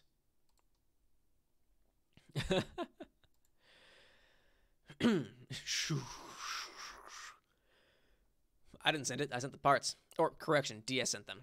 You then assembled it. You were therefore complicit in your own spectacular daily humiliations. Yeah, whatever. You wanted somebody to wrestle with. DS was being a kick-ass bro, if you ask me. I didn't expect it to be nigh impossible to spar with. You know damn well that there are adjustable difficulty settings. I have always recommending setting it to novice, as is DS. Yes, I know. I've tried that. Yeah? It's just, well, when he's pulling punches and taking it all easy and such, and we start wrestling Storm and whatnot. What? It's just that the whole proceeding seems to become a bit tender for my liking. I don't understand. Isn't that what you want from a novice setting? Sparring with minimal discomfort? No, I know. It's still fine and dandy, martially speaking. Just the way he sort of... Man, it's so awkward trying to convey this. Just never mind. No, I think I get it. You're saying you're somewhat dissatisfied within the presence of my robotic avatar's personal space. Was there an odor problem? Was the metal too hot to touch? Help me out. No, really, never mind. This is bullshit, Jake. We had a pact. You were going to tiptoe all the fuck around my brittle feelings. Totally mind the shit out of those eggshells. Eggshell-riddled motherfuckers. Oh, come on, dude. What does the guy have to... What does the guy have to do, Jake? You want to wrestle? He's fucking game. Just a man, a machine, a secluded tropical island? Sounds like you died and went to fucking heaven, if you ask me. Seriously, what does this simple, loyal brobot have to do to prove his worth to you?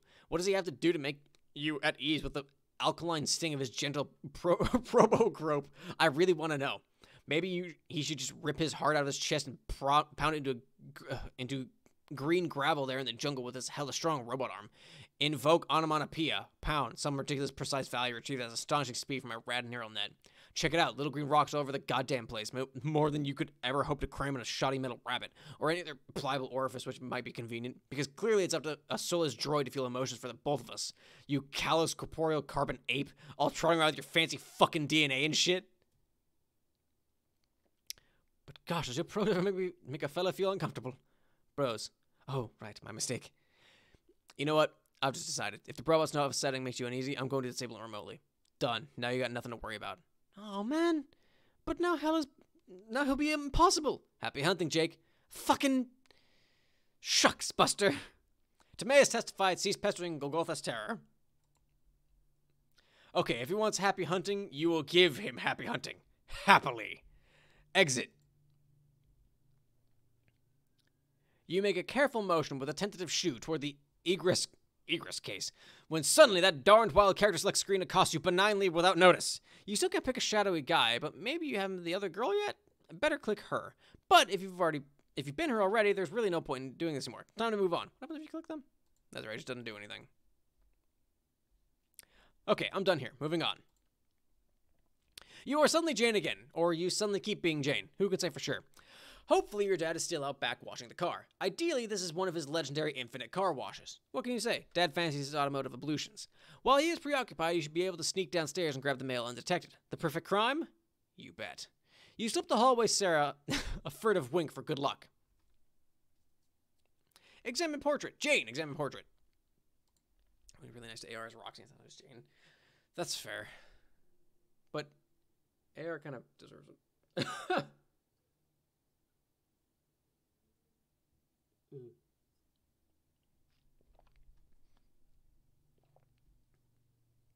Boy, I can't wait until we get to Arqueus. That'll be fucking fun. Just one of your dad's bland hallway douchebags. Another example of his cornball dad tastes, which make you roll your eyes and shrug. Still, it's preferable to how it used to be. Years ago, he would work really hard to mimic your interests throughout the household. Gaudy paintings of sitcom legends covering the walls, hideous detective figurines littered everywhere.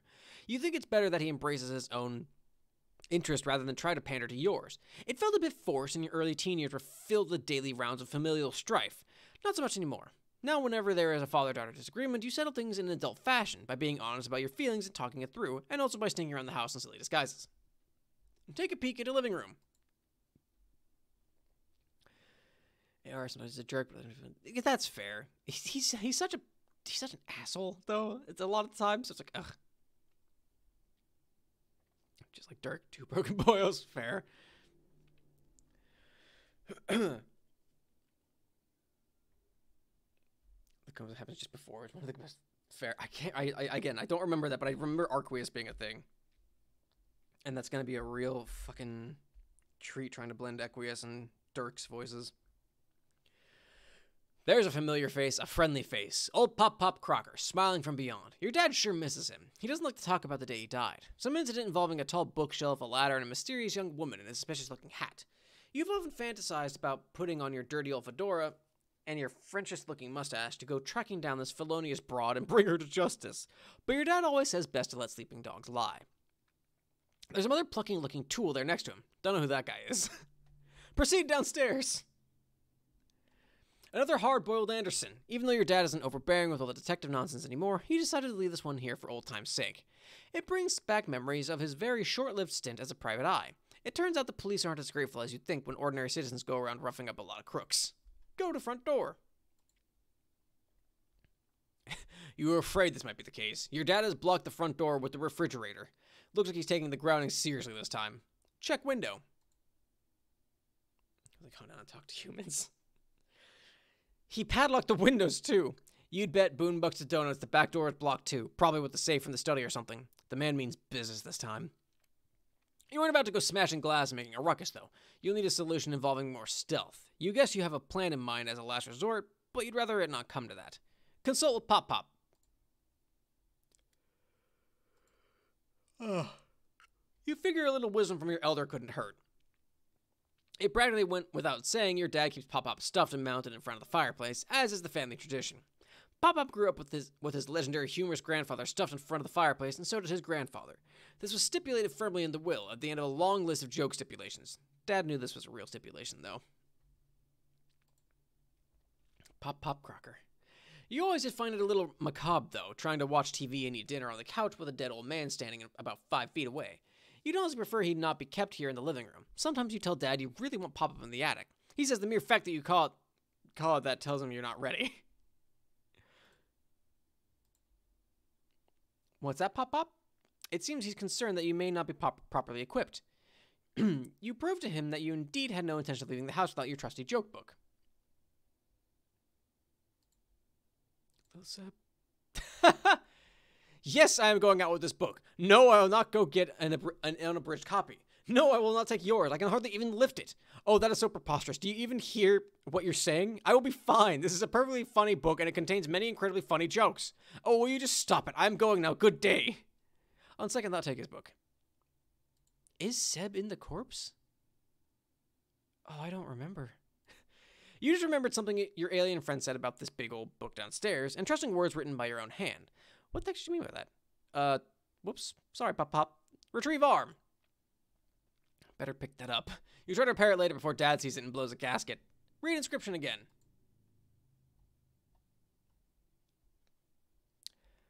Oh, that's right. Is your friend suggesting that you were the one who wrote this inscription? Oh, fuck, excuse me.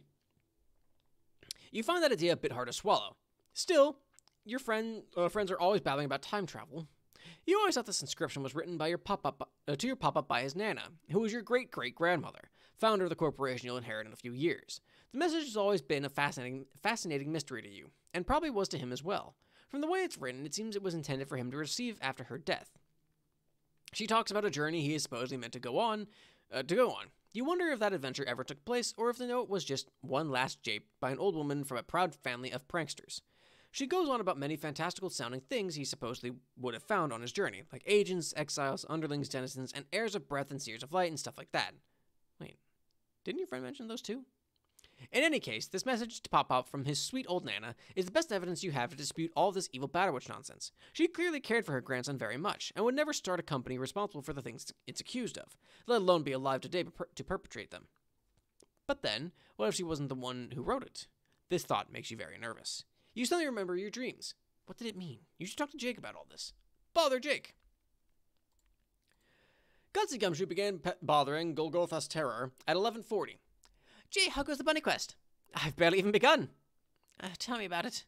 You're off to a sluggish start then too, I gather? Dad has this whole house in full fatherly lockdown mode. Fatherly lockdown mode. Fatherly lockdown mode. Talk about blowing a few measly assassination attempts way out of proportion. So I'm currently mulling over my next move. What is it that has you hamstrung? Did you ever track down the slippery Mr. Strider? Not exactly. His stupid doppelglasses have set me on a wild goose chase to go pry his dumb robot's chest open and swipe its uranium. Sounds dangerous. No shit. I think I'd rather deal with the monsters. Why is it that our two best friends in the world always seem to place themselves in the source of all our problems, while simultaneously presenting their only solutions? Yeah, gee, it's Berg. I know, right? I'm debating whether or not to enlist his help in the matter of my current imprisonment, but I'd rather keep it as a plan of last resort. Don't do it, Jane. It's a trap. We'll see. So I take it you're out and about now? Hell no. I spent so much time haggling with those confounded shades, I'm only leaving my room just now. Right. Well, not to keep you too long, since we both still have our missions ahead of us, but I wanted to tell you about that dream I had. Oh, yeah. I was curious about that. Tell me everything and make it snappy. Whoops, a bucket of freshly popped corn. Ooh. Okay, but I should say that the nature of the dream was a bit worrisome. And I'm concerned it may have implications for the game we're about to play. I went through that really quickly. So it's probably best that I tell you about it before you leave. Well, shoot. Okay, then lay it on me, Jane. Ooh. I like this little animation here. Why am I yawning? Fuck. I woke up on a planet which we have been told about by our mutual acquaintance, the one covered in golden cities. Prospect, remember? Oh, would it be Prospect Moon? Yes, you're right. It was the moon, actually. I could see the planet on the dark horizon. I was just in a golden dress, like a sort of nightgown, and I could fly. I left my bedroom, which was at the top of a tall tower, surrounding me with the golden cities, just as described. Behind the skyline was darkness, but just above me was a bright blue sky and puffy white clouds. That was Skya. Yes, probably. Are you sure you haven't woken up there before? Ha! I wish. I have received reports from Jade about this as well. She liked to talk about her dreams on Prospect's Moon a lot. I see. The impression I've developed is that this is supposed to be a real place, and all who dream there have shared experiences. Did Jade ever mention seeing us there? No, but why would she? This was long before we were born. She was dreaming there like 100 years ago or something. Anyway. Oh, it's so very bright. I explored the moon and began to notice people gathering in the streets. But they weren't human. They were funny-looking, perfectly white creatures. Yeah, those are the Prospicians. those are the Prospicians. They have these hard carapace shells and also have something to do with the chess, I think? Well, I don't know if they had much to do with chess here. The more closely I observed, the more they appeared somewhat despondent. Like, sad? Yes, I determined they were in mourning, actually. Hey, Jane, you said I was in this dream. Where do I come in? Shush, I'm getting there. Oh, they are sad. Look at the sad Prospicians. More and more Prospicians were filing out of the buildings every moment. They all began to form a single major procession. Then, when I got closer, I could see that some were in tears. I realized this was a funeral. I heard whispers, but I couldn't make out what they were saying, so I got closer. They were all saying the same thing over and over. The page is dead. Our hope is lost. The page? Who's that? Jake, the page was you.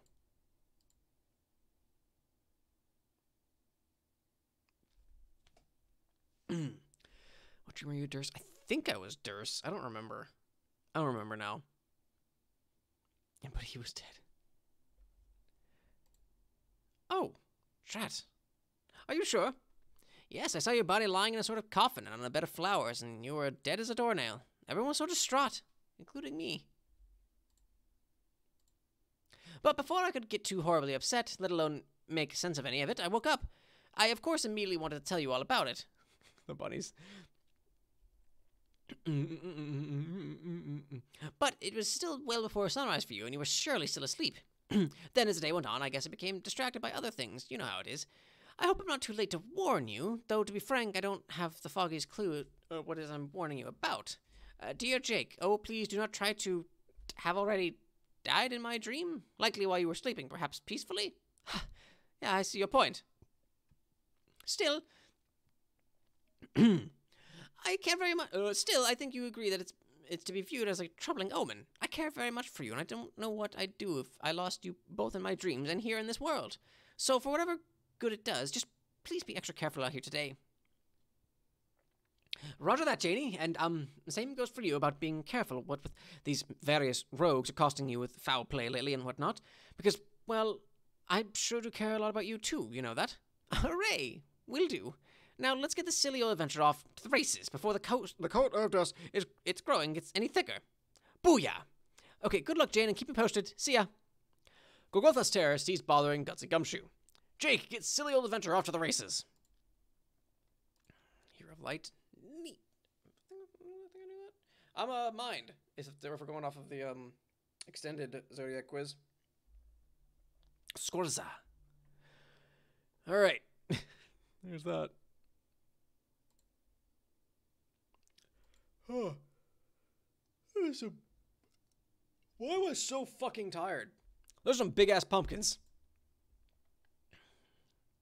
Jake, examine pumpkin patch. Although these pumpkin vines are amazingly prolific, every morning when you leave your bedroom, you'd swear half the pumpkins vanished overnight. It's probably just the fauna eating them. Not that it matters, because they keep growing right back. It wasn't always overgrown like this. When you first discovered the transmaterializer, you started messing around with it haphazardly. You kept purifying pumpkins from somewhere.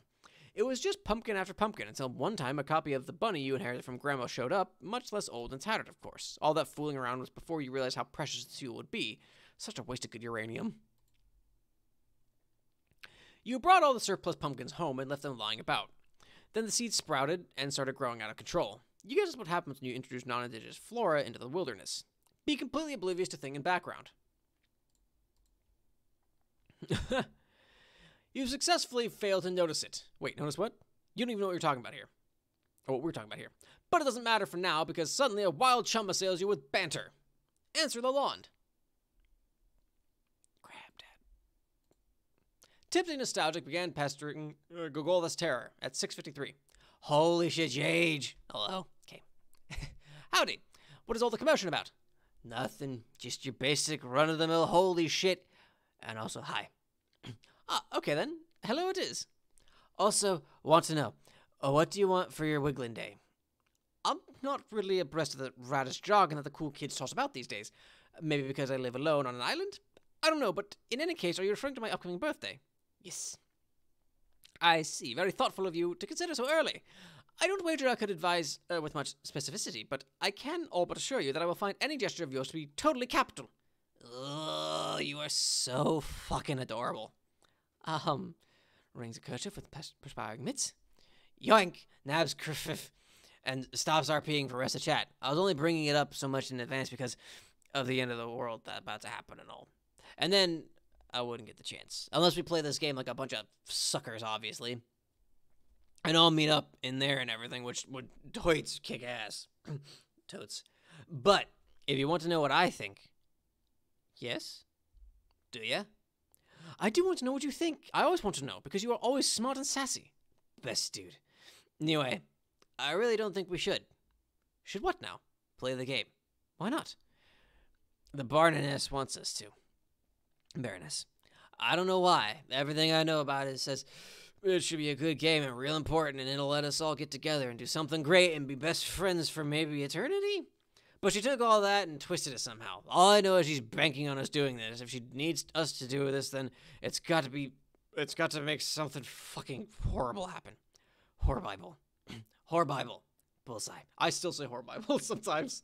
That's my favorite one. Well, Horribible's notwithstanding, I have it on terrific authority that playing this game will be incredibly important. So perhaps you're right, maybe we are part of an evil plan, but does that also necessarily rule out that good will come of it? That good will come of it? I guess not. I just have a bad feeling. Maybe I'm just like this nutty-ass bitch twirling yarn from a shit wizard's nappy brown beard, but I can't bring myself to trust a cake-selling genocidal alien overlord sea queen. Never mind, that sentence checks out. Agreed. So what is the itinerary again? Who's it? Regarding the game. Who's playing in what order, etc. Oh, is there such an itinerary? Yeah, I think so. I think it's going like, I start with Jane and bring her in the session. Then DS brings me in, and you bring him in, and then Jane does you and closes the loop. Where are you getting all this intel? Did you guys make a plan or something?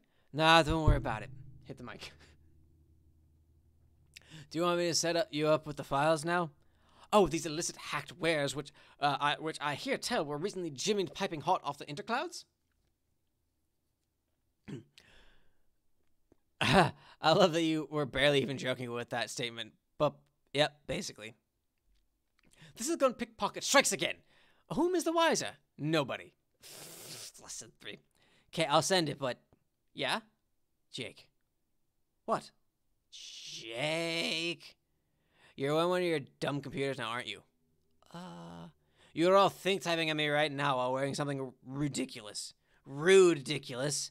High-five to self. Hog swallop, why would you even think that? That's so stupid. I'm not letting either of you run this file on your shitty brainwashy propaganda helmets or anything else. You got to wear to run. 'Tis my one condition. Or anything else you got... What the fuck? Or anything else you got to wear to run. 'Tis my one condition. Fair enough. When I get back from my errand, I'll situate myself at the trusty old husk top. Acceptable? Yes. Then you have decided to play in spite of your reservations. I don't know, I guess. Bravo! Don't all bravo at me, man. You're just bravoing a big-ass shrug. I mean, maybe. I have every reason to want to play it. I'm actually dying to play it, okay? I mean, you believe me, right? About the bad shit that could happen? Of course I do. What sort of friend would I be if not? Okay, well, don't say that to Jade. Jane. She has her ways. I believe that they are not incongruous with those of an intelligent and discerning young woman. Oh, Christ, what a gentleman. Fix. I mean, goddamn. I guess. But that's the thing with you. You believe in people and also the things they tell you. Jane never believed my crap. Never any of my warnings about the Baroness. Didn't believe any of the stuff about my mom, and so on and so on and soon. So after a while, I just stopped even trying to convince her hard or bring up any crazy shit, because doing a lot of songs and dances to convince somebody who thinks you're just shitting them all the time kind of wears on a friendship. And who even needs that? But you believe in stuff. Probably because the more crazy fake shit you believe in, the more open the world gets and the more chance there is for adventures being real, right? Righto! If a man believes hard enough in imaginary things, and I dare say that makes him slightly less fake. Yeah, exactly what I'm talking about. Exactly. Wink. It's one of those things Jane likes about you so much. It is? Which, I'm not supposed to talk about to you ever, so never mind. Talk about what? Nope. You mean how, well, a way in which I suppose... Nope. Jane is prone to looking upon me with what I fathom to be more than just friendly affection? Nope. Hey, look who didn't say nothing about that. Why, it is this silly fucking drunk girl over here. It's a tricky issue, and I know I adore Jane, and please don't think I haven't given some thought to Well, that angle of our relationship, I guess. Oof, Jake, no, please. This is a conversation that can't happen because I started it and I blew it by saying stuff, so you have to forget it. Forget it. Oh, yeah, I can see the dilemma this causes for your friendship with her. I'll drop it. Phew. Okay, on to this topic. I am now and forever Miss Zupperlips. Zoiperpips. Fuck. Okay, this is me for Futref. Zip. Oh my. Nothing is escaping that lovely lady's whistle maker. It's tight as a drum. Well, wait, I hope that didn't sound dirty. Okay, but may I say this? If, in the future, I would like to bring up certain topics completely unsolicited by one who may be sworn to secrecy on those very matters, and I'm in need of, I guess, neutral and totally non-compromising advice from a friend, do you think that Miss Zoiperpips might unseal those scandalous metal choppers of hers for a bit? Fuck, that also sounded kind of dirty. God damn it. Unzip. Yeah, of course. Toto's your BFFC, Jake. I'm, like, at peace with that reality, formerly known as a raw fucking deal, for what avenue it closes between you and I that being your BFFC has got to mean, but yeah. Wait, what? Yeah, that didn't make any fucking sense. I'm just chill as fuck about being a pale friend to all varieties of cute and eligible as hell peeps. Do you see my shoulder and how it says, "Hey friend, please deposit tears here"? That is a legit invite and is like sincere as fucking bananas. Oh, I'm sure it is, but I don't know how much crying we're going to be doing. Probably none, I think. No, I know what I know. I'm just saying that if I'm now spinning my wheels like a motherfucker, but yeah, the answer is yes. Great. And not that I'm backpedaling, but what about your best bro? Don't you get to talk to him about girl troubles ever? Yeah, well, like I said, the whole thing is complicated. Best not to get into it all until I'm ready to, really start manhandling these bushel loads of prickly pears. Prickly pears. The pears being a tricky subject in question, metaphorically. Right, Snickers. Poor Jake, up to his neck in all the woes. Nah, it's cool. Speaking of which, I heard he's making you track down his robo self to kill it or something for uranium. Sigh. And the AR disabled the novice setting? Yes. You are so fucked. Oh, most certainly. I was actually just getting all of my final affairs in order when you messaged me. I was to bequeath to you all of my WB posters. Well, what? We can have Bernie's, damn it. Oh, fuck yeah. I'm always need something to put under my cat's shitbox. Okay, tell you what. As an early wiggling day thing, you know what I'll do. I still don't really get the wiggling thing, but no, what? I'll enable the Brobots novice setting again for you. Wow. Thanks, I think. But that don't count as the whole thing. I'll think of something better, too. For now, peace out, Jake, and Jill on your robo-quest. Tipsy nostalgic, cease pestering, go thought, that's that word. Commence robo-quest. Such weird. That's a nice interaction, isn't it? I love Roxy. And also Tressa, except for the drinking problem. Grumble. It is time to get dead serious about hunting down a robot that looks exactly like your best friend, destroy it with your gun somehow, and steal its uranium.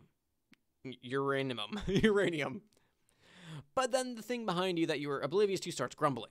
You totally forgot about the frightening fauna on this island and its regrettable realness attribute. Turn around. Oh. I was hoping we'd get to this one. Oh, it's not this one. Damn it. Damn it. There's one specific scene I'm trying to get to today. Hopefully we'll get there. I don't know if we will. You leap into the tropical island Frey in an attempt to violently pacify the gigantic Earth Crab Dad. What is he even doing here? The question doesn't even occur to you. The island has been crawling with these things for as long as you can remember. You glance at the crudely rendered battle. Direct your browser to the Homestuck Bandcamp page and browse for suitable battle music. Oh god, there's so many songs. Which one would be a good fit for this duel? Wait, yes, there's one. That's perfect. You hit play, close your eyes, and become lost in visions of gnashing crustacean carapace, smoking M9 casings, and Jake doing that thing where he flies through the air shooting two guns at once. Yes, so awesome. Does this thing still even exist? Oh, it does. Fly through the air shooting 2 guns at once. You do the thing where you fly through the air shooting 2 guns at once. That thing isn't even that big of a deal for you. You do that thing practically every day on Hell Murder Island. Your furious salvo of deadly bullets scares the frightening fauna off into the jungle. Realness attribute and all. Sponsor time. Homestuck's Bandcamp page has changed so much. Well, I honestly don't remember what the Bandcamp page used to look like. I just visited like specific albums a lot. I never saw the overall thing. Another triumph for adventure. Time to blow the smoke off your Berettas and saunter off into the... Whoa, not so fast. Behind you, Jake. Oh, Tinkerbell. Aha, got you, son of a... Shit. Wait. Oh, no. Oh, no. It was only one of those sweet little fairy bulls. You just murdered him inappropriately with your multi-bullet device. You love those little fairy bulls. You just feel awful. Oh, no. Why am I yawning so much? Jane, implement plan of last resort. You have waited around long enough. Dad's legendary car wash won't last forever, and the day isn't getting any younger. You pack up Pop-Pop's book and bust out your trusty homing device. Activate. Here goes nothing.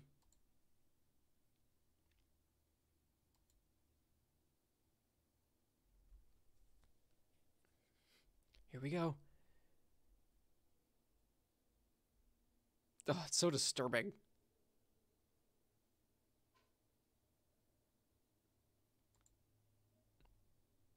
It's Seb!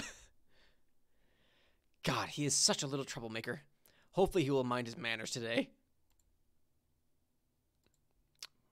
Now over here. Jake, exit forest. Behold zoological splendor.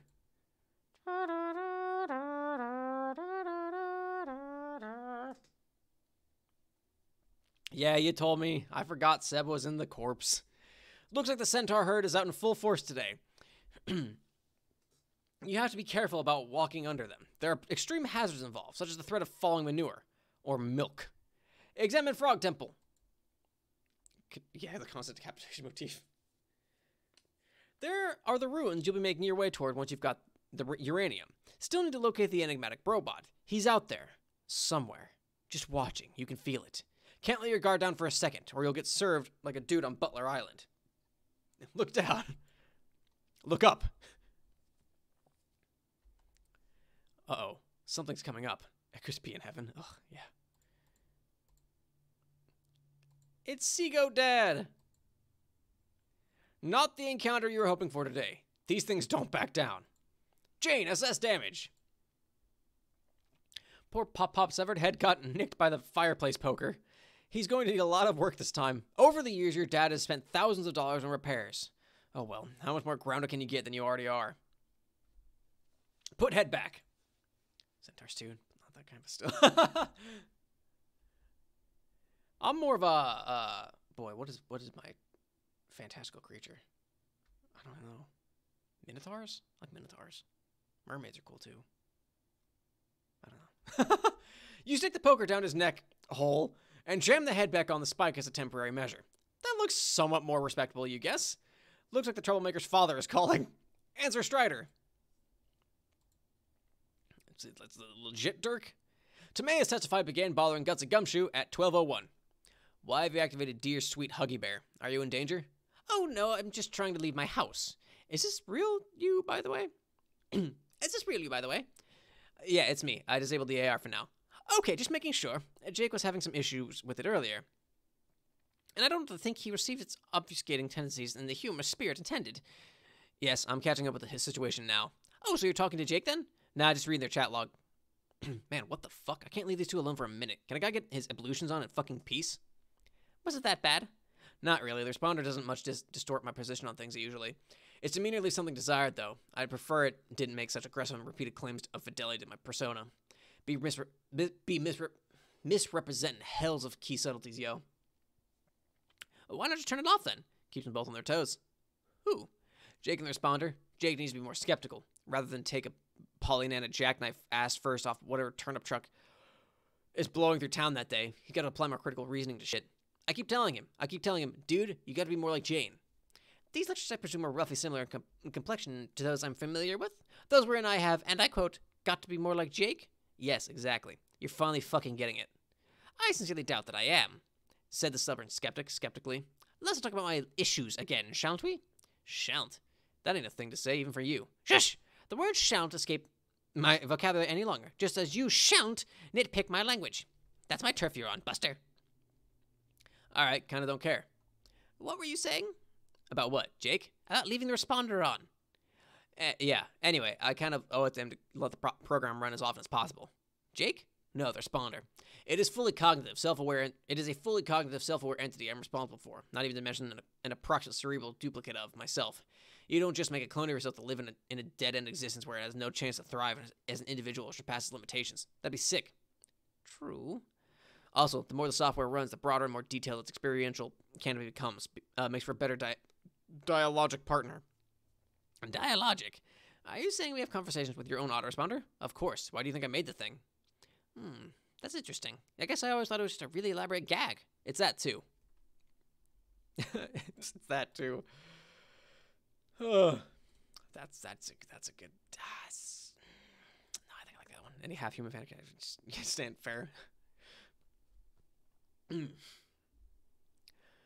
Sometimes your sense of humor seems more impenetrably advanced than your robotics. I'll never understand this tapestry of irony you weave.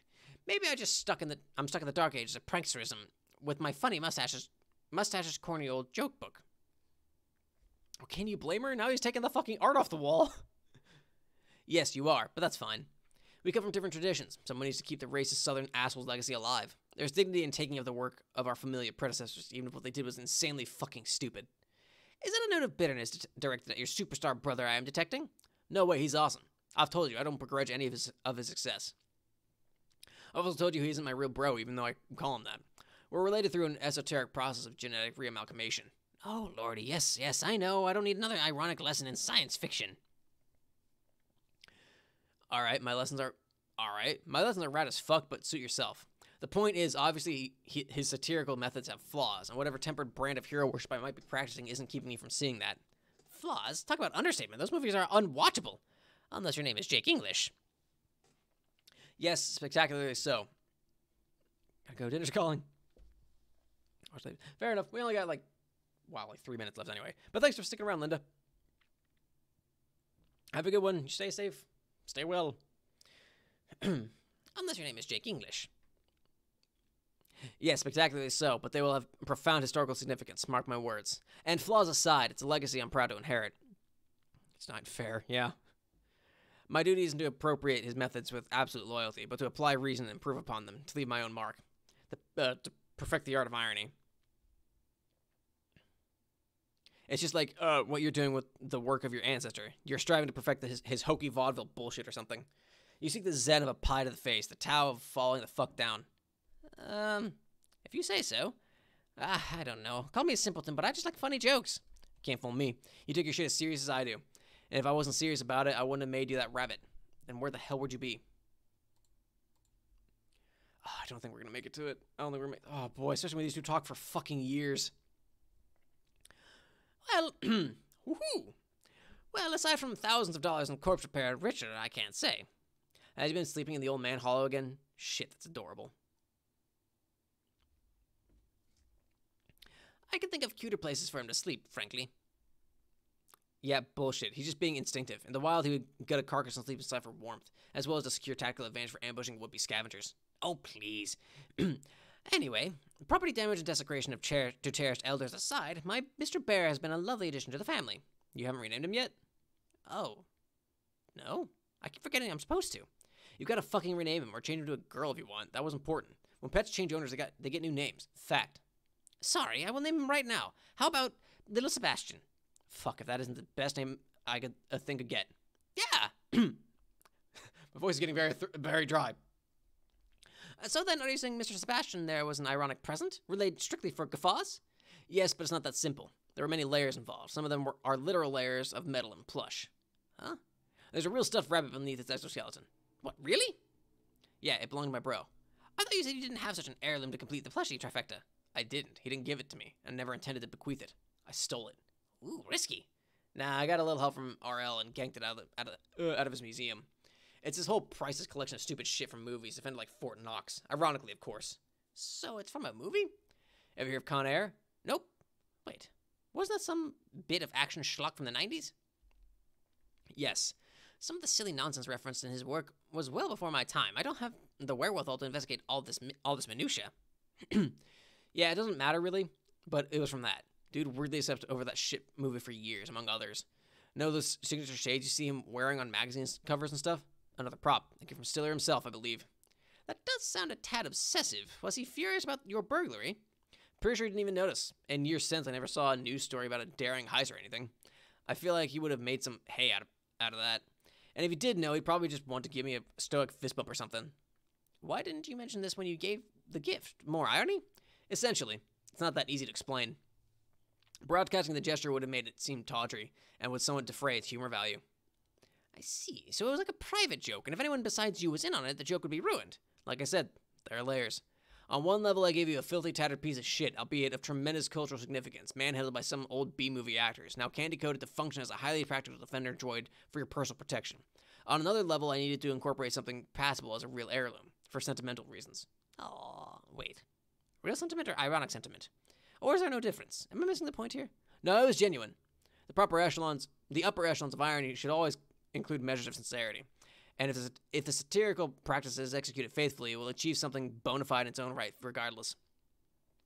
Through intense commitment bordering on religious devotion to the absolute inane, absurd, or plain fucking stupid, a very different kind of sincerity begins to materialize, one of reverence to the ridiculous. You begin to mean it, but what exactly it is you mean is never quite what it appears on the surface, and is utterly inaccessible to obtuse and literal minds.